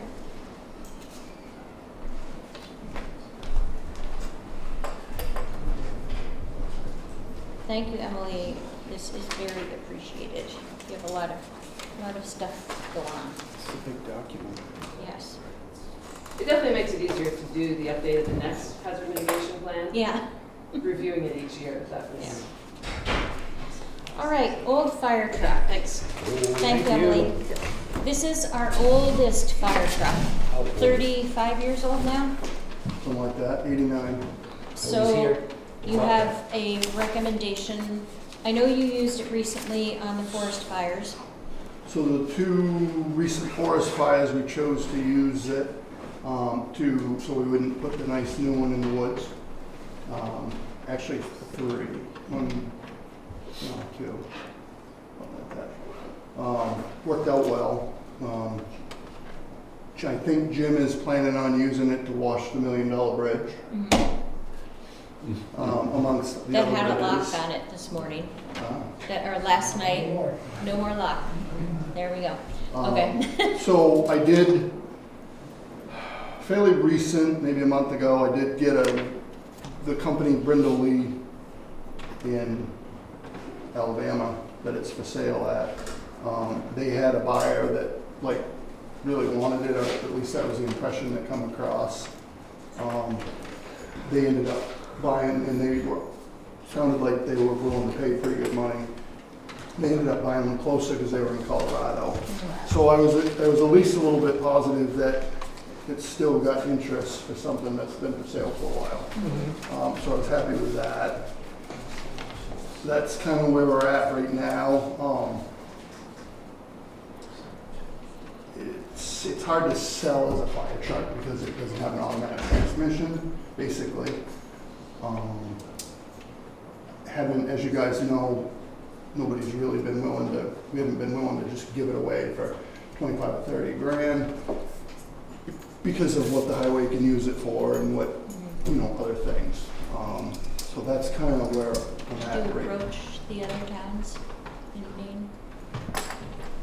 Yes, I called Sears Point, Sears. The whatever. place that just lost all Yeah, the the fire place that just trucks. lost all the firefighters and 3 fire trucks, and let them know that if they needed to borrow it to get by for a little while, they could. They were extremely grateful. I'm sure they're getting slammed with offers from everybody in the tri-state region. I haven't heard back, so I'm assuming they're okay for now, but we did extend the offer. So that's where we're at. Okay.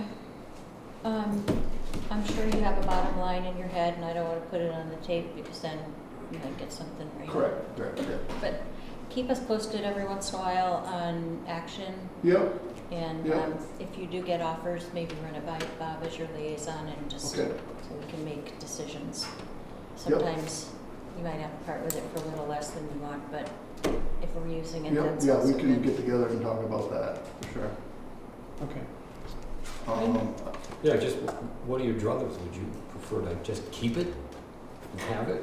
Yeah, I mean, it's definitely outdone itself for a full-fledged fire truck, but it's one thing about it, it's pretty easy to work on. You know, there's no electronics to it. I definitely wouldn't, you know, if something major happened to it, I wouldn't want to invest all kinds of money into it, but it's a pretty simple truck to work on, and if anybody knows anything about older Macs, they're pretty bulletproof for the most part. So for the highway department use, or for a forestry use, or emergency management type use, it's not worth giving away. And as I recall, Andy Griegel was the chief at the time, volunteer fire chief. When we bought it, correct. Yeah, yeah. Correct. Peter D. and I were on the board. Where is it being stored? Right now, after the forest fire, when we had the dangerous couple weeks and we went to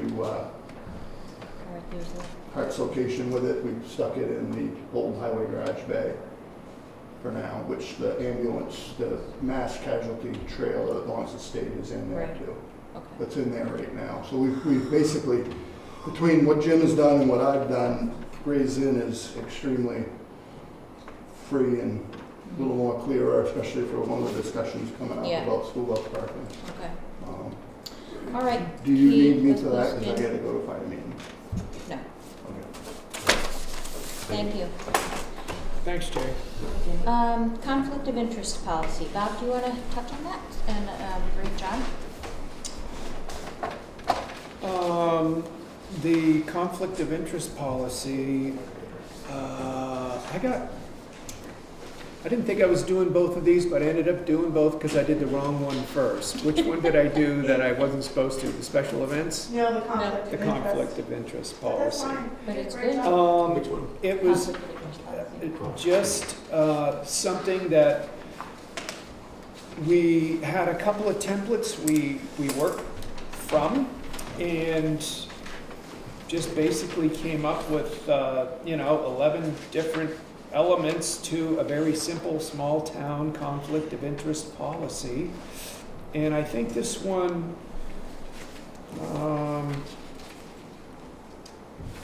was pretty straightforward. We wanted something that was going to protect small town interests. A lot of small towns end up with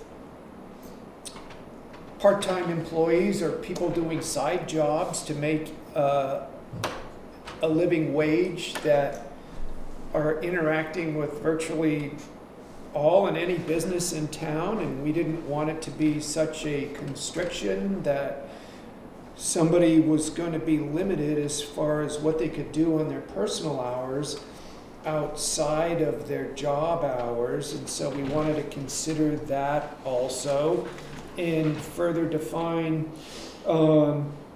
recusal and list prohibited conduct, and it's all very straightforward, and really most of these elements, recusal is element number 8. Officials must not participate in matters where they have a conflict and must step away from decision-making. I mean, it's that, Basic. the goal was that simple and basic and straightforward with it. And so, I don't know if this, I think I sent this to Julie as a draft to get her thoughts, and I didn't get any suggested edits, and so this is like the next step to put this in front of us as a board to have us kind of digest it and see how we feel about this. What's it missing? Does it have too much? Does it have not enough of something? Or is there anything that concerns you there? And again, this is something that our auditors are telling us Yes. that we've got to have. Right. It's not something we just made up. Our auditors, for internal control purposes, made a lot of suggestions for us, and this was one of the important ones. I love the policy because it's not complicated, overly complicated. It's not long and drawn out. It's, like you said, it's very straightforward. I think there should be no problems that we've encountered in town either by having this policy. It's not something that's going to prohibit any of the actions that we're already doing. So I have no comments or changes on it.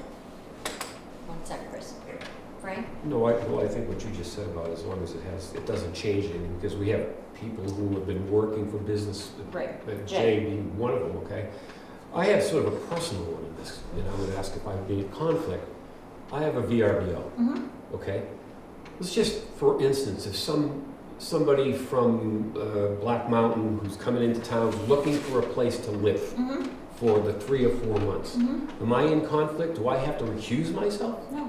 All right, well, No, I mean, that's because it's just happens. it's, yeah, Okay. that would not be a problem. Chris, So- did you have, oh, I'm sorry. No. Chris? Yes, so this clearly relates to the reason why I'm here, which is Dana Place, where our attorney, who I've never met before, Right. represents both the town and Dana Place. He does not represent the town in the case of Dana Place, though. Well, because back in December, on the 23rd meeting, you said you were gonna hire an outside attorney. Are we gonna do that?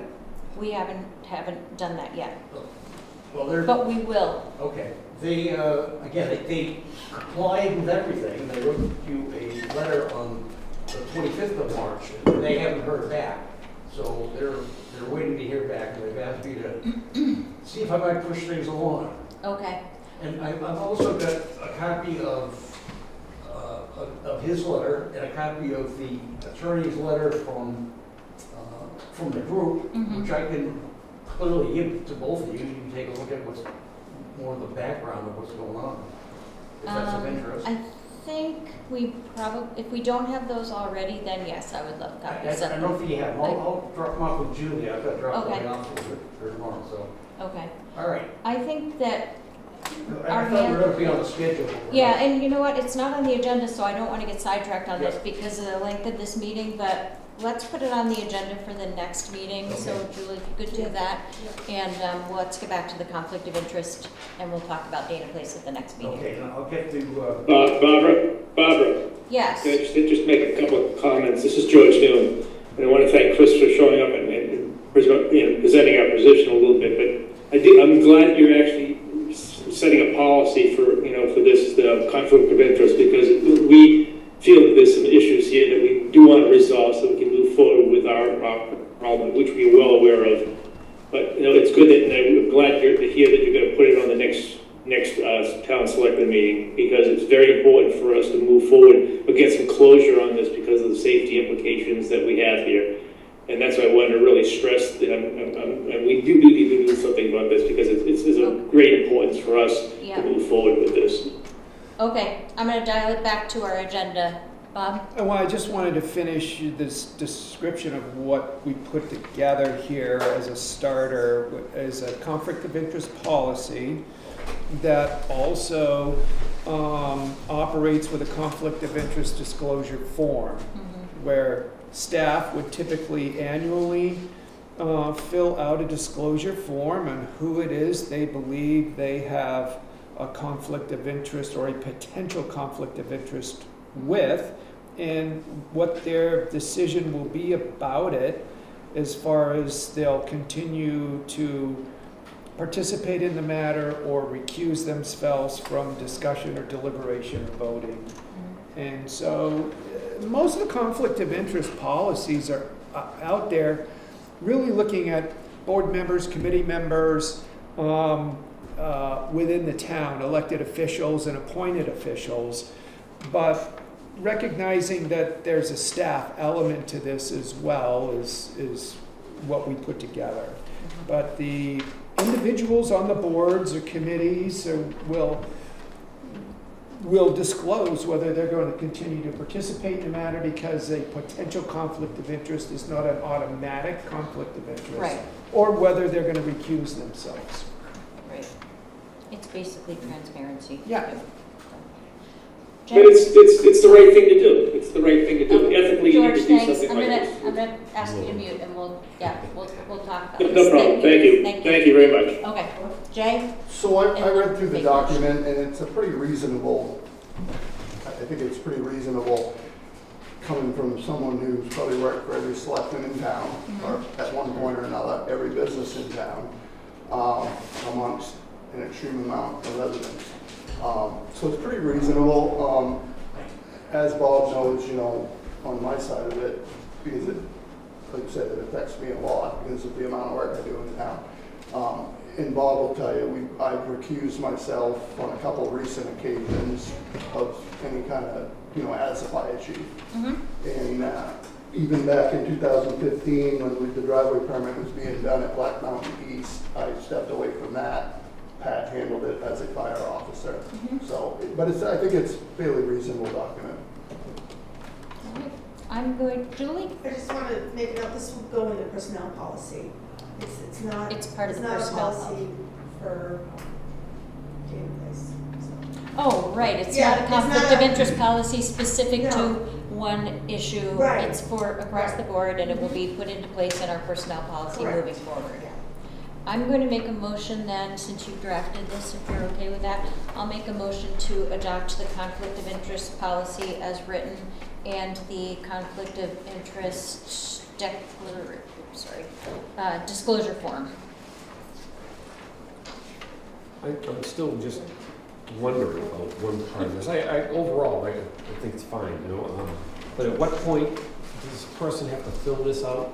I mean, if you think yourself that you have a conflict, then you would, I think, well, I gotta make sure, I'm gonna double check on this, see what the other selectmen think, that kind of thing, and fill this out. Is that It actually, basically? I don't think it needs to necessarily go to the select board as much as it would go through the liaison, and Julie would be a great resource, being our, sort of our HR contact. so If it is Right. something that the select board needs to consult on, then we would do that. And when we update the personnel policy, which we're supposed to do this year, Mhm. this will go in it, and then everyone will sign off on the annual Right. disclosure. Yeah.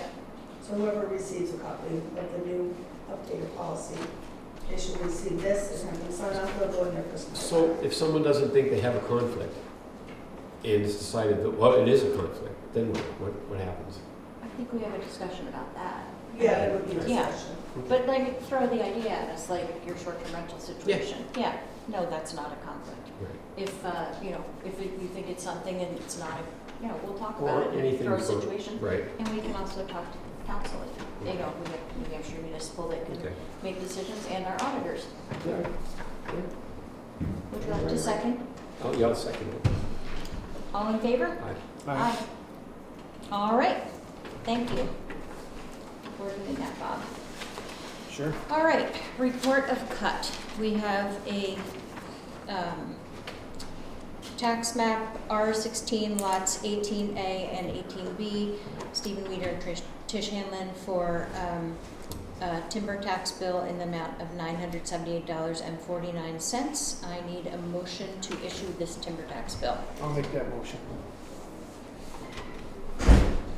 I'll second. All in favor? Aye. Aye.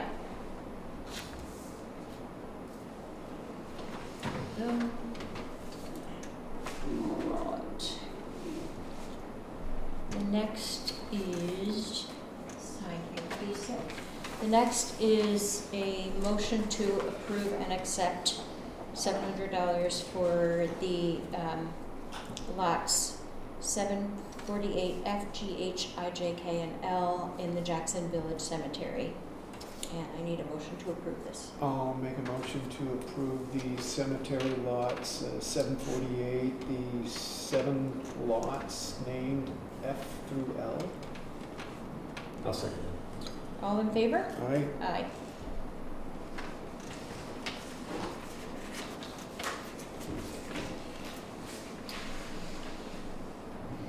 What? Now it's getting thinned out here. Thank you. All right, we have a donation of $200 that we have received for the Police Department Private Donation Trust Fund. And these funds are provided in appreciation for the police department keeping an eye on this resident's home while they were away last month. This is to thank them. So I need a motion to accept $200 for the police department private donation trust fund. I'll make a motion to accept $200 for the police department. I'll second that. All in favor? Aye. Aye. Yeah. Second line, Don't please. spend it all in one place, chief. Save it out. Every day. It's in the bottom. All right, so for the Housing Commission, we have a couple of changes in regular members and alternates. And I've been the representative on the Housing Commission since the beginning. So Scott Badger is stepping down as a regular member and becoming an alternate. And Nick Aceto has expressed interest to become a permanent member. And so they'll be flipping spots. I do want to say thank you to Scott for getting this Housing Commission off the ground. We have 5+ acres that were donated to be used for community housing that are going into a land trust, and our intent is to build 5 small homes on those on that lot. And so we're moving forward with it. We've done a lot of amazing work over the past 2 years, and Scott was a key to that. So I want to thank him for his service on that. So motion. Yeah. I'll make a motion to approve Nick Aceto as a regular member of the Housing Commission and to accept Scott Badger moving down from a regular member to an alternate. I'll be glad to second that. All in favor? Aye. Aye. And also, we are going to be meeting next time on the terms of the members, so they're staggered, because right now they kind of all expire at weird terms. Okay. Just sign those letters. Oh, I'm The sorry, oaths. I missed They it have in the to- back. You mean by the yellow tags that you put on, Julie? Make sure all the yellow tags are signed. Be chasing him down the parking lot. Thank you.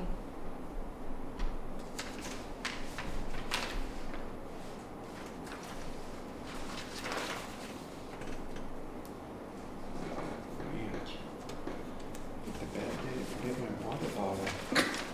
You want some water? Nah. Great. Okay, current use application. One more there. This is a current use application for R11 Lot 14, and this is to put 24.98 acres into current use at 164 Iron Mountain Road in Jackson. 0.52 acres will not be in current use because those are the driveway and a cabin. Okay. Motion. Is that a lot 13 or 14? It is lot, map R11 Lot 14. Lot 14. Typo on the agenda. Okay, all right. Oh. So it's Yeah, after. whatever the application says, that's correct. Well, I'll make a motion to approve the application for current use assessment for our map R11 Lot 14. I'll second it. All in favor? Aye. Aye.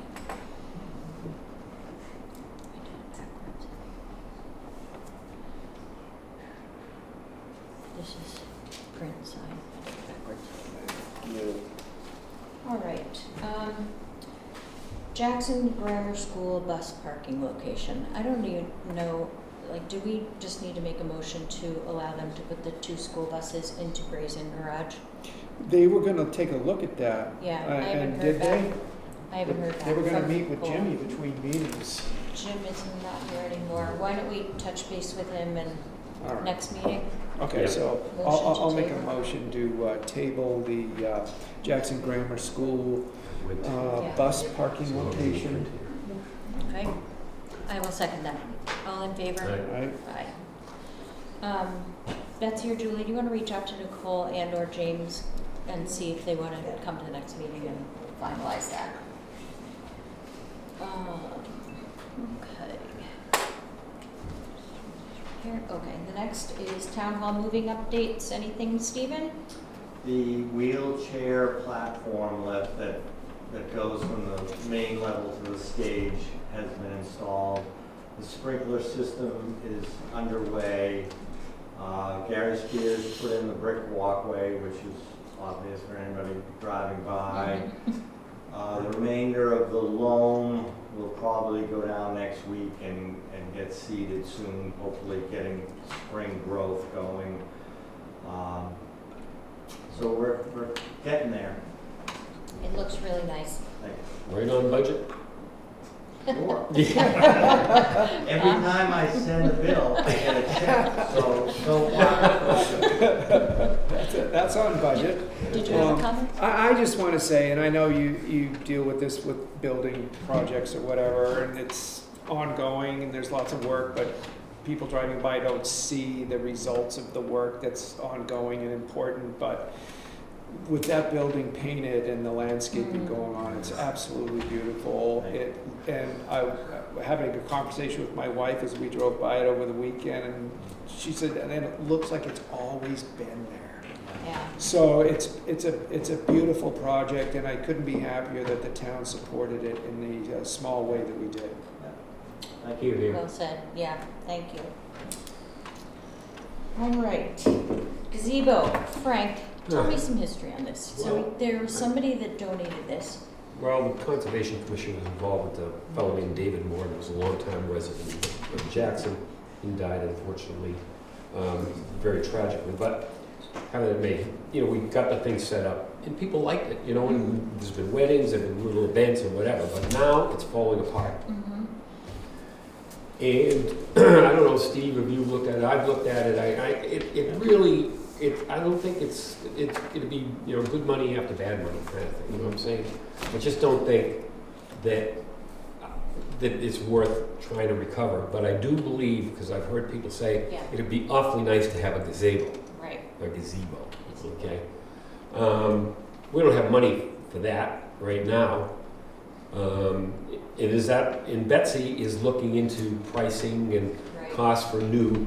So can we just sort of defer that a little bit? I think we'd like to do it, but again, is that something to be spending money on these times, and what do we have to worry about? We'll have to find out though. Well, here's one thing, we do have this person that wants to buy it, the current one. No They kidding. got married there, Yeah. and they want to buy it, but I feel like, should we And put they'll it pay out? to remove it. Yeah, they'll pay to take it and remove it and everything. I Would he don't know. like a fire engine too? Yeah, right. There is a- Comes free with a fire station, a fire truck. There is one little plaque on there. Yep. It has Bob Bob Luntz. Luntz. He So was we could former remove town that. clerk, tax collector. We have to get that off there. But do we need to How put much? that out to bid? Do we need to ask him what he wants to contribute? And we could set aside those funds for future Yeah, gazebo. we could Well, have to put something out there, like, and allow other people to make a bid on it. Yeah. But we already know we have someone who's really interested in buying it. He wants to be notified if Huh? the town does decide to get rid of it, if they want to get rid of it. So there was a question of whether we buy a new one or we fix the old one, and also removing it because it's kind of a hazard. Dangerous. It's Yeah. very dangerous, so I should- Right. Well, So I would love to entertain a motion to post this and request bids and informing this person that wants to buy it to bid. I don't know what it would be worth or whatever anybody wants to, I have no idea. I know what new ones were costing, Betsy, somewhere between 10 and 20,000, depends on how glitzy we get with the gazebo. But we could put that in for next year Yeah, would have to. with town meeting if we Right. want to. So we'll have somebody do the Or- dirty work. Or do a fundraiser. Or Get do- all this stuff out of Yeah, here. or do Yeah. some kind of fundraising. And we could post that Yeah. and seek bids in pretty short order, Sure. so Betsy? I think. I do have a question in terms of going back to like vendors that I have. Are the requirements that you would like to have the estimates for exactly what you have there? Or are you, I mean, like, the prices you were getting for what it was well, brand new I know was. cedar shakes were pretty Yeah. important, so I'm assuming you'd like. I think Yeah, what do you want? Like, what do you want? I think we need to get comparable quotes, comparable to what we have, and downscaling it to composite and things like that, because then it gives an opportunity to, Like cedars through the roof. right? yeah, So, Okay. there's- All right. I'm not married to that. no, All right, Is so that I wanted to, cedar? that means No, question. I'm not either. no. But I Like think said, getting that like, quote first to I heard see it. how much it costs, Yeah, I and then mean, saying, definitely holy doesn't hurt to cow. get, okay, Yeah. that's what I wanted to know. You like a standing seam type And metal Devin, you roof do, or something Devin, like when you that. do weddings, you can collect little coins in a thing for the future gazebo pictures. But anyway, people do like it. They and do. It's, and I think it fits in the area. We just have to locate it and, you know. Get All it. right, so could I hear a motion to put the current gazebo out to bid? Oh, I'll make that motion, put the current gazebo out to bid. And I'll second that. All in favor? Aye. And then Betsy, you'll move on and. Is that we'll- typically a 1 week bidding? I would do it for 1 week. Yeah. Yeah. Yeah. Okay, thank you, thank you. And is it gonna also say that the person who buys it has to remove it? You must remove it. Yes, oh yeah, Yeah. be specific, right? Right. Oh, yeah. Okay, special events ordinance. Bob, do you want to touch on this? And then, I know Debbie sent an email too, so she. Yeah. Okay. Well, this special events ordinance, I think we found one from Holderness. There were about 3 or 4 of them that came through. I mean, special events permits are part of many towns for a reason, and so in order to recognize the importance of having special permits and at the same time having protections in place from a public safety standpoint primarily, are also important. And so I put together, based on the template work that Chief Mosier had done, and the Holderness special events permit, and there was one from, I don't know, Pembroke, a larger town, and we looked at the Bartlett special events permit and the Conway special events permit, and just tried to like come up with Jacksonize it. one that makes, yeah, Jacksonize it for lack of a better, and it was again pretty simple and straightforward. There, 16 or 15 one-sentence constructs within the special events permits, and $25 is the application fee, and a lot of protections and things like that, as well as a nice, simple, straightforward application where somebody who is going to be having a special permit explains what they are going to want it for, and what kind of connections they're going to have as far as the highway department or fire or police or parking, that kind of thing, and then a special event permit that we would approve as a select board. Is this something that you want to take to the special events committee that was formed and get some public feedback? I know we had a public hearing on this a year or so ago and got a lot of great feedback, because it was our jumping off point. Yeah. So it was really more complicated than Yeah. it needed to be by far. I think one of the things that I was hoping to remedy was that I don't believe the Special Events Committee really got enough clear oversight from this board. And I wanted to produce something that was going to give them the oversight that we were kind of hoping to build from. And then have all the other minds in that board, hopefully, come to a place where they could, have conversations about this. They're all invested in the special events, topic of discussion now. So I think it would be good to hear from them whether we invited everybody from the special events committee to participate in a discussion with the full board. Obviously, that's a public meeting. Mm-hmm. If it's a separate public meeting or it's a big part of an upcoming regular meeting, I haven't thought that far ahead, but I do want the input of the committee, understanding that, we formed that committee because we wanted some input around a special events permit, ordinance, application, and get their thoughts about it. And I just don't think we gave them enough of some draft language as a starter. So, Debony is here and has volunteered to chair the subcommittee and also to get that understanding of what the select board wants to see. And I'm wondering if we want to take her up on that opportunity to review this, perhaps gather with the subcommittee, like you said, either in a full meeting or as a subcommittee and then present to us.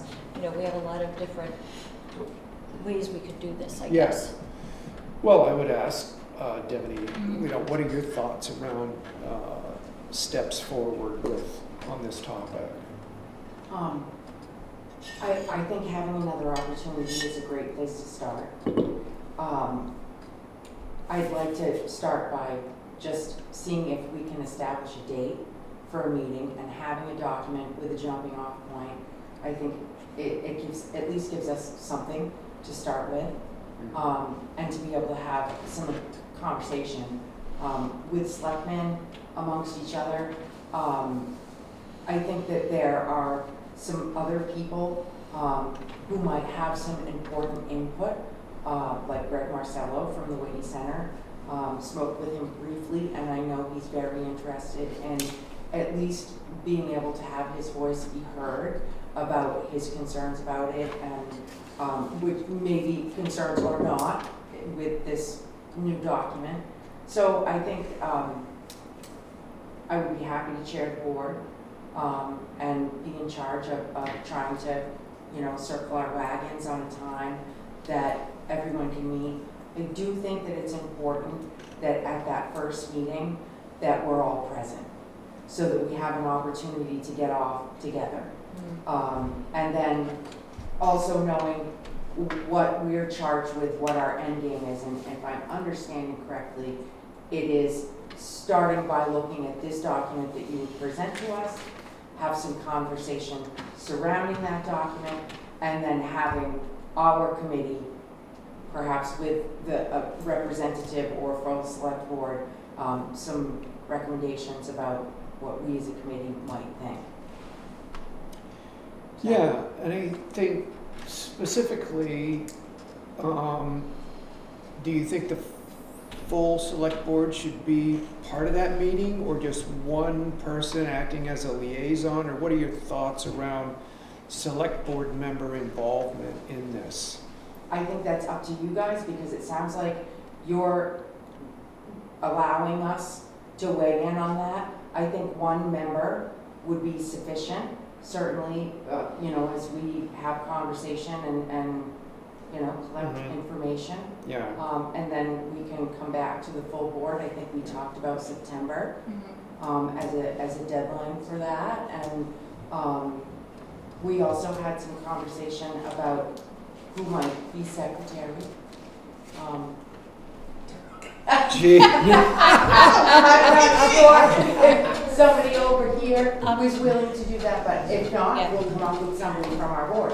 One of the really valuable things to do is a Zoom meeting with a transcription on it, which you can basically do your notes through AI on, and I think that makes the task a lot easier. So we could definitely get the access for someone on the board to do that.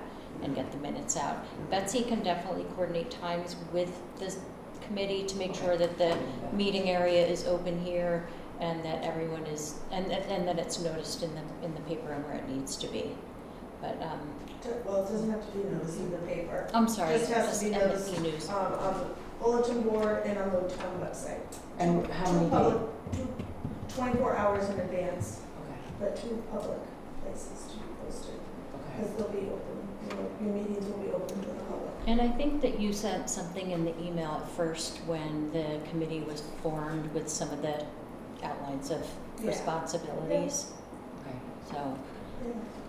I think that's, No, I think this idea of getting the stakeholders involved after this committee to get in front and find out, well, I don't think this is gonna work, looks pretty good, or maybe we should change this. The people who will be involved, who will be applying for this, should be there Yeah, at the table.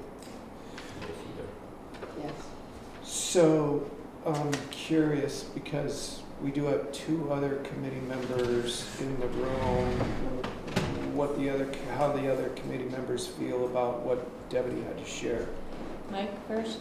I think this is a great direction for a next step moving forward. I think Debbie's great to take that role for that, to take that initiative on. I appreciate all the work that you've done, Bob, to put a draft before us to get us started off and running with. I also want to credit Julie with some of the previous work from the flash draft as well on it with me.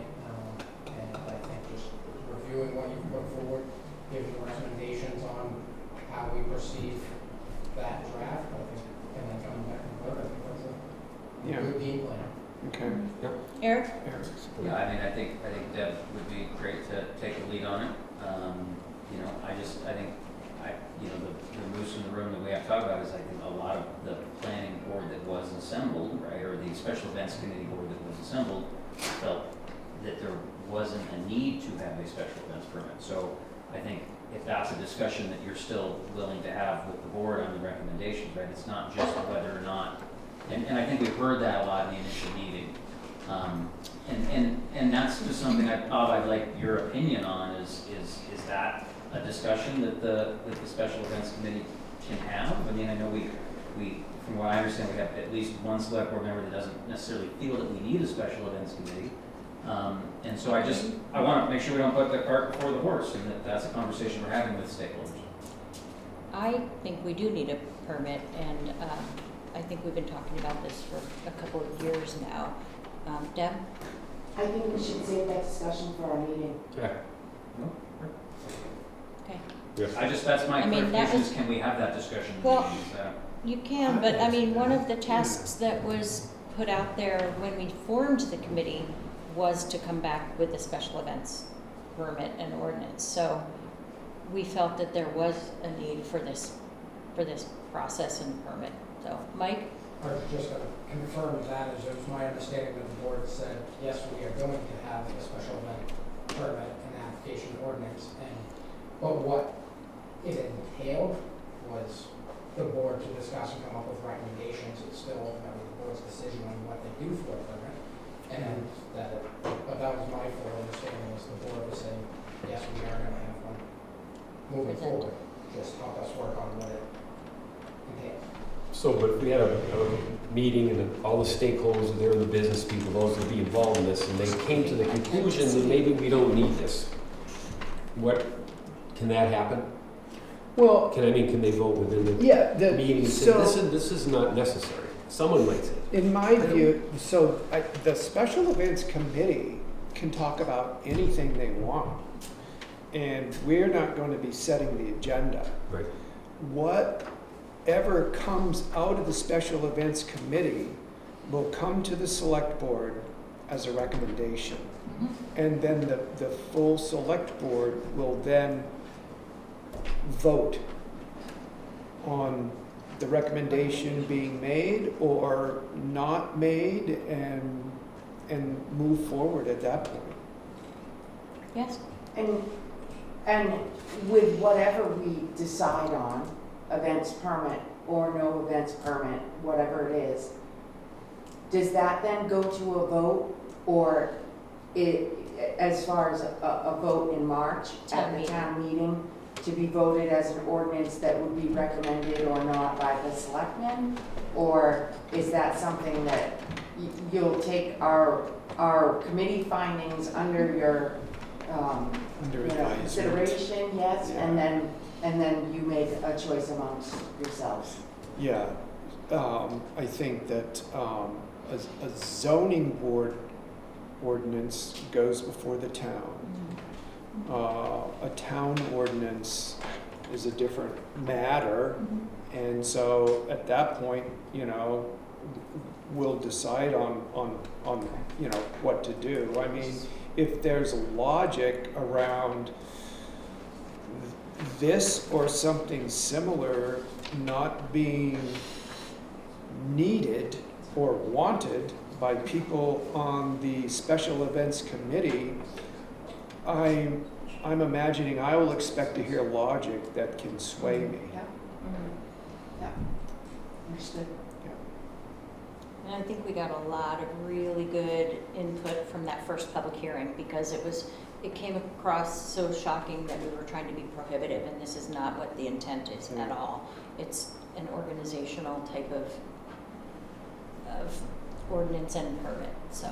Can we also get a fresh start with that documentation prior to our meeting, which was the original document that was presented, as well as this new document, and then I'm guessing any comments from that meeting would be in the recordings or the minutes from previous meetings? You can even go on to Jackson Flicks or his Okay. YouTube channel and watch that public hearing, because that, to get all the emotion and comments into the minutes might not do it justice as far as like watching the video on it. Okay, So. great. Thank you. Thank you. All right, what about a select board liaison to be on this special events and attend the meetings, or just be the contact? What do you think? I know. All right, Frank, you're it. I only ask one thing. Yeah. Meetings during the day. Okay. All right? 10 o'clock, something like that. Okay. I think that seems to work for most people. Okay. Is that okay? All right? Yeah. Good. Sounds like And maybe, So I- maybe just a suggestion, maybe Devaney, you can reach out to the subcommittee and give them a few, a few options for meetings, like, just. And I think, like you said, all the members have to be at I least think for they the should all be jumping off there. point. Yeah. You guys can decide whether Zoom works for you or not, and we can arrange that too. Right. All right. 24 hours and 2 public postings. Yeah. Okay. All right, so Yeah.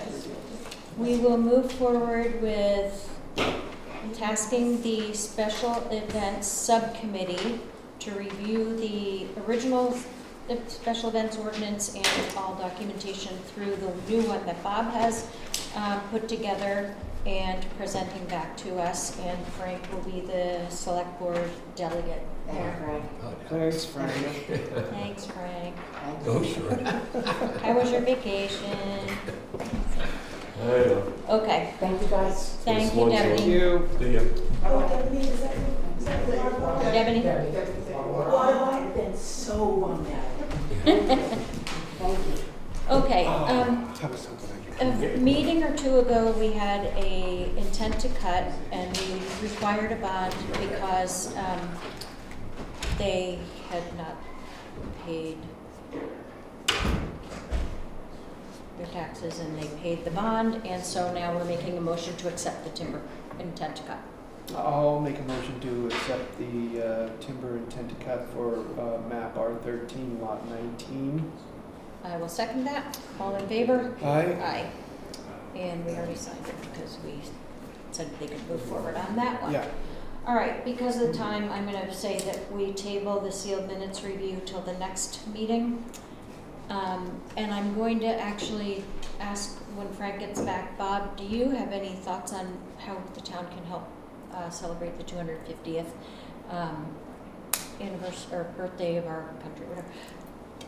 The reason I'm asking is because Jen Anzaldi and Kathleen Flamia from the chamber wanted to do some things and like offer flags or buntings to some of the Loop homeowners and businesses and see if the town can help cover some of the costs of those. do you have any thoughts on any other celebrations that the town could do? And so Jen got some prices from Amazon that we could offer at a discounted price to businesses and stuff, but throwing it out there. Are we talking about, so when would the celebration be? All of July. Okay, so this isn't something we would put in next year's budget, so is it a small enough amount that we have in mind that we have money available in this year's budget? That's what, I'm It's throwing not it out budget. there. I'm throwing it out there without a Yeah. good number yet. I guess I want you guys, 250th birthday. Oh. I want you guys to think about it and I'll have better numbers for the next meeting. How's that? So just put it in our thinking caps and I'll see if we have money in the budget to help the chamber Yeah. and to promote the celebration that they want to do in town. Yeah. And I just, make sure, both Jen and Kathleen know, it's like, we have nothing budgeted for this, so Right. it can't be a lot. They already know that. And then the other thing is Greg Marcello, I'm meeting with tomorrow because I know he has something planned to, through the Whitney Center. So Great. we'll work with him and I just basically want to know if you guys have any other ideas for celebration. All right, short-term rentals, we have a new one at 82B Wentworth Hall, map VO2 lot 10-24B, and that is okay to approve. I'll make a motion, we approve the 82B Wentworth Hall Avenue, map B2, lot 10-24B, application for short-term rental. Second. All in favor? Aye. Aye. And the second one is at 16 Pine Brook Road, map R12, lot 160. And Let's that make- is okay to approve. Let's make this one easy, so moved. So moved, you got it. All in favor? Aye. All right, we have some building permits. Kevin, anything there? No, that's all straightforward. But I'd like to mention too that we're still waiting for a site disturbance plan from Black Mountain. I did talk to Burr about it today, at length, and we've engaged an engineer, and we're going through that, and certainly we'll file that before we get into any major work. So yeah, Burr and I have been in contact on it. Okay, just keep Kevin in the loop, even if it's just an email to say I'm talking to Burr, so I will. we're good? Just All right. Emailing people in circles. Yeah, I'll I make know, sure- I'll I make sure know. of it. One more email. Yeah. Okay, any public comment? Chris? While we're still here, I just want to mention Chief Mosier made a comment about another report that went to New Hampshire Liquor Commission. Chief Purley did make another report to Liquor Commission. I want to read the response of the Liquor Commission. This is Ben Williams, the lieutenant. His response was, I think the establishment, meaning Black Mountain, did the right thing by taking the outside beer and calling the police. We are going to leave this as is. So that's our understanding of that, the conclusion of that new report. Would you forward that to us? Yes, of course. Okay, thank you. I think you were Chief of CC. I'll send it again. Okay. Any other public comments? Awesome. Tomorrow at the Bartlett Town Hall, we have a transfer station meeting at 5 o'clock and an ambulance meeting at 6 o'clock. Bring pizza. The next select board meeting is Betty. Tuesday, June 9th at 3:30 and Tuesday, June 23rd at 3:30 as well. Those are both here. And please don't forget to come to the fire station grand opening on June 6th from 10 to noon. It is a spectacular building. Motion to adjourn? I'll make that motion. Second. All in favor? Aye. Aye.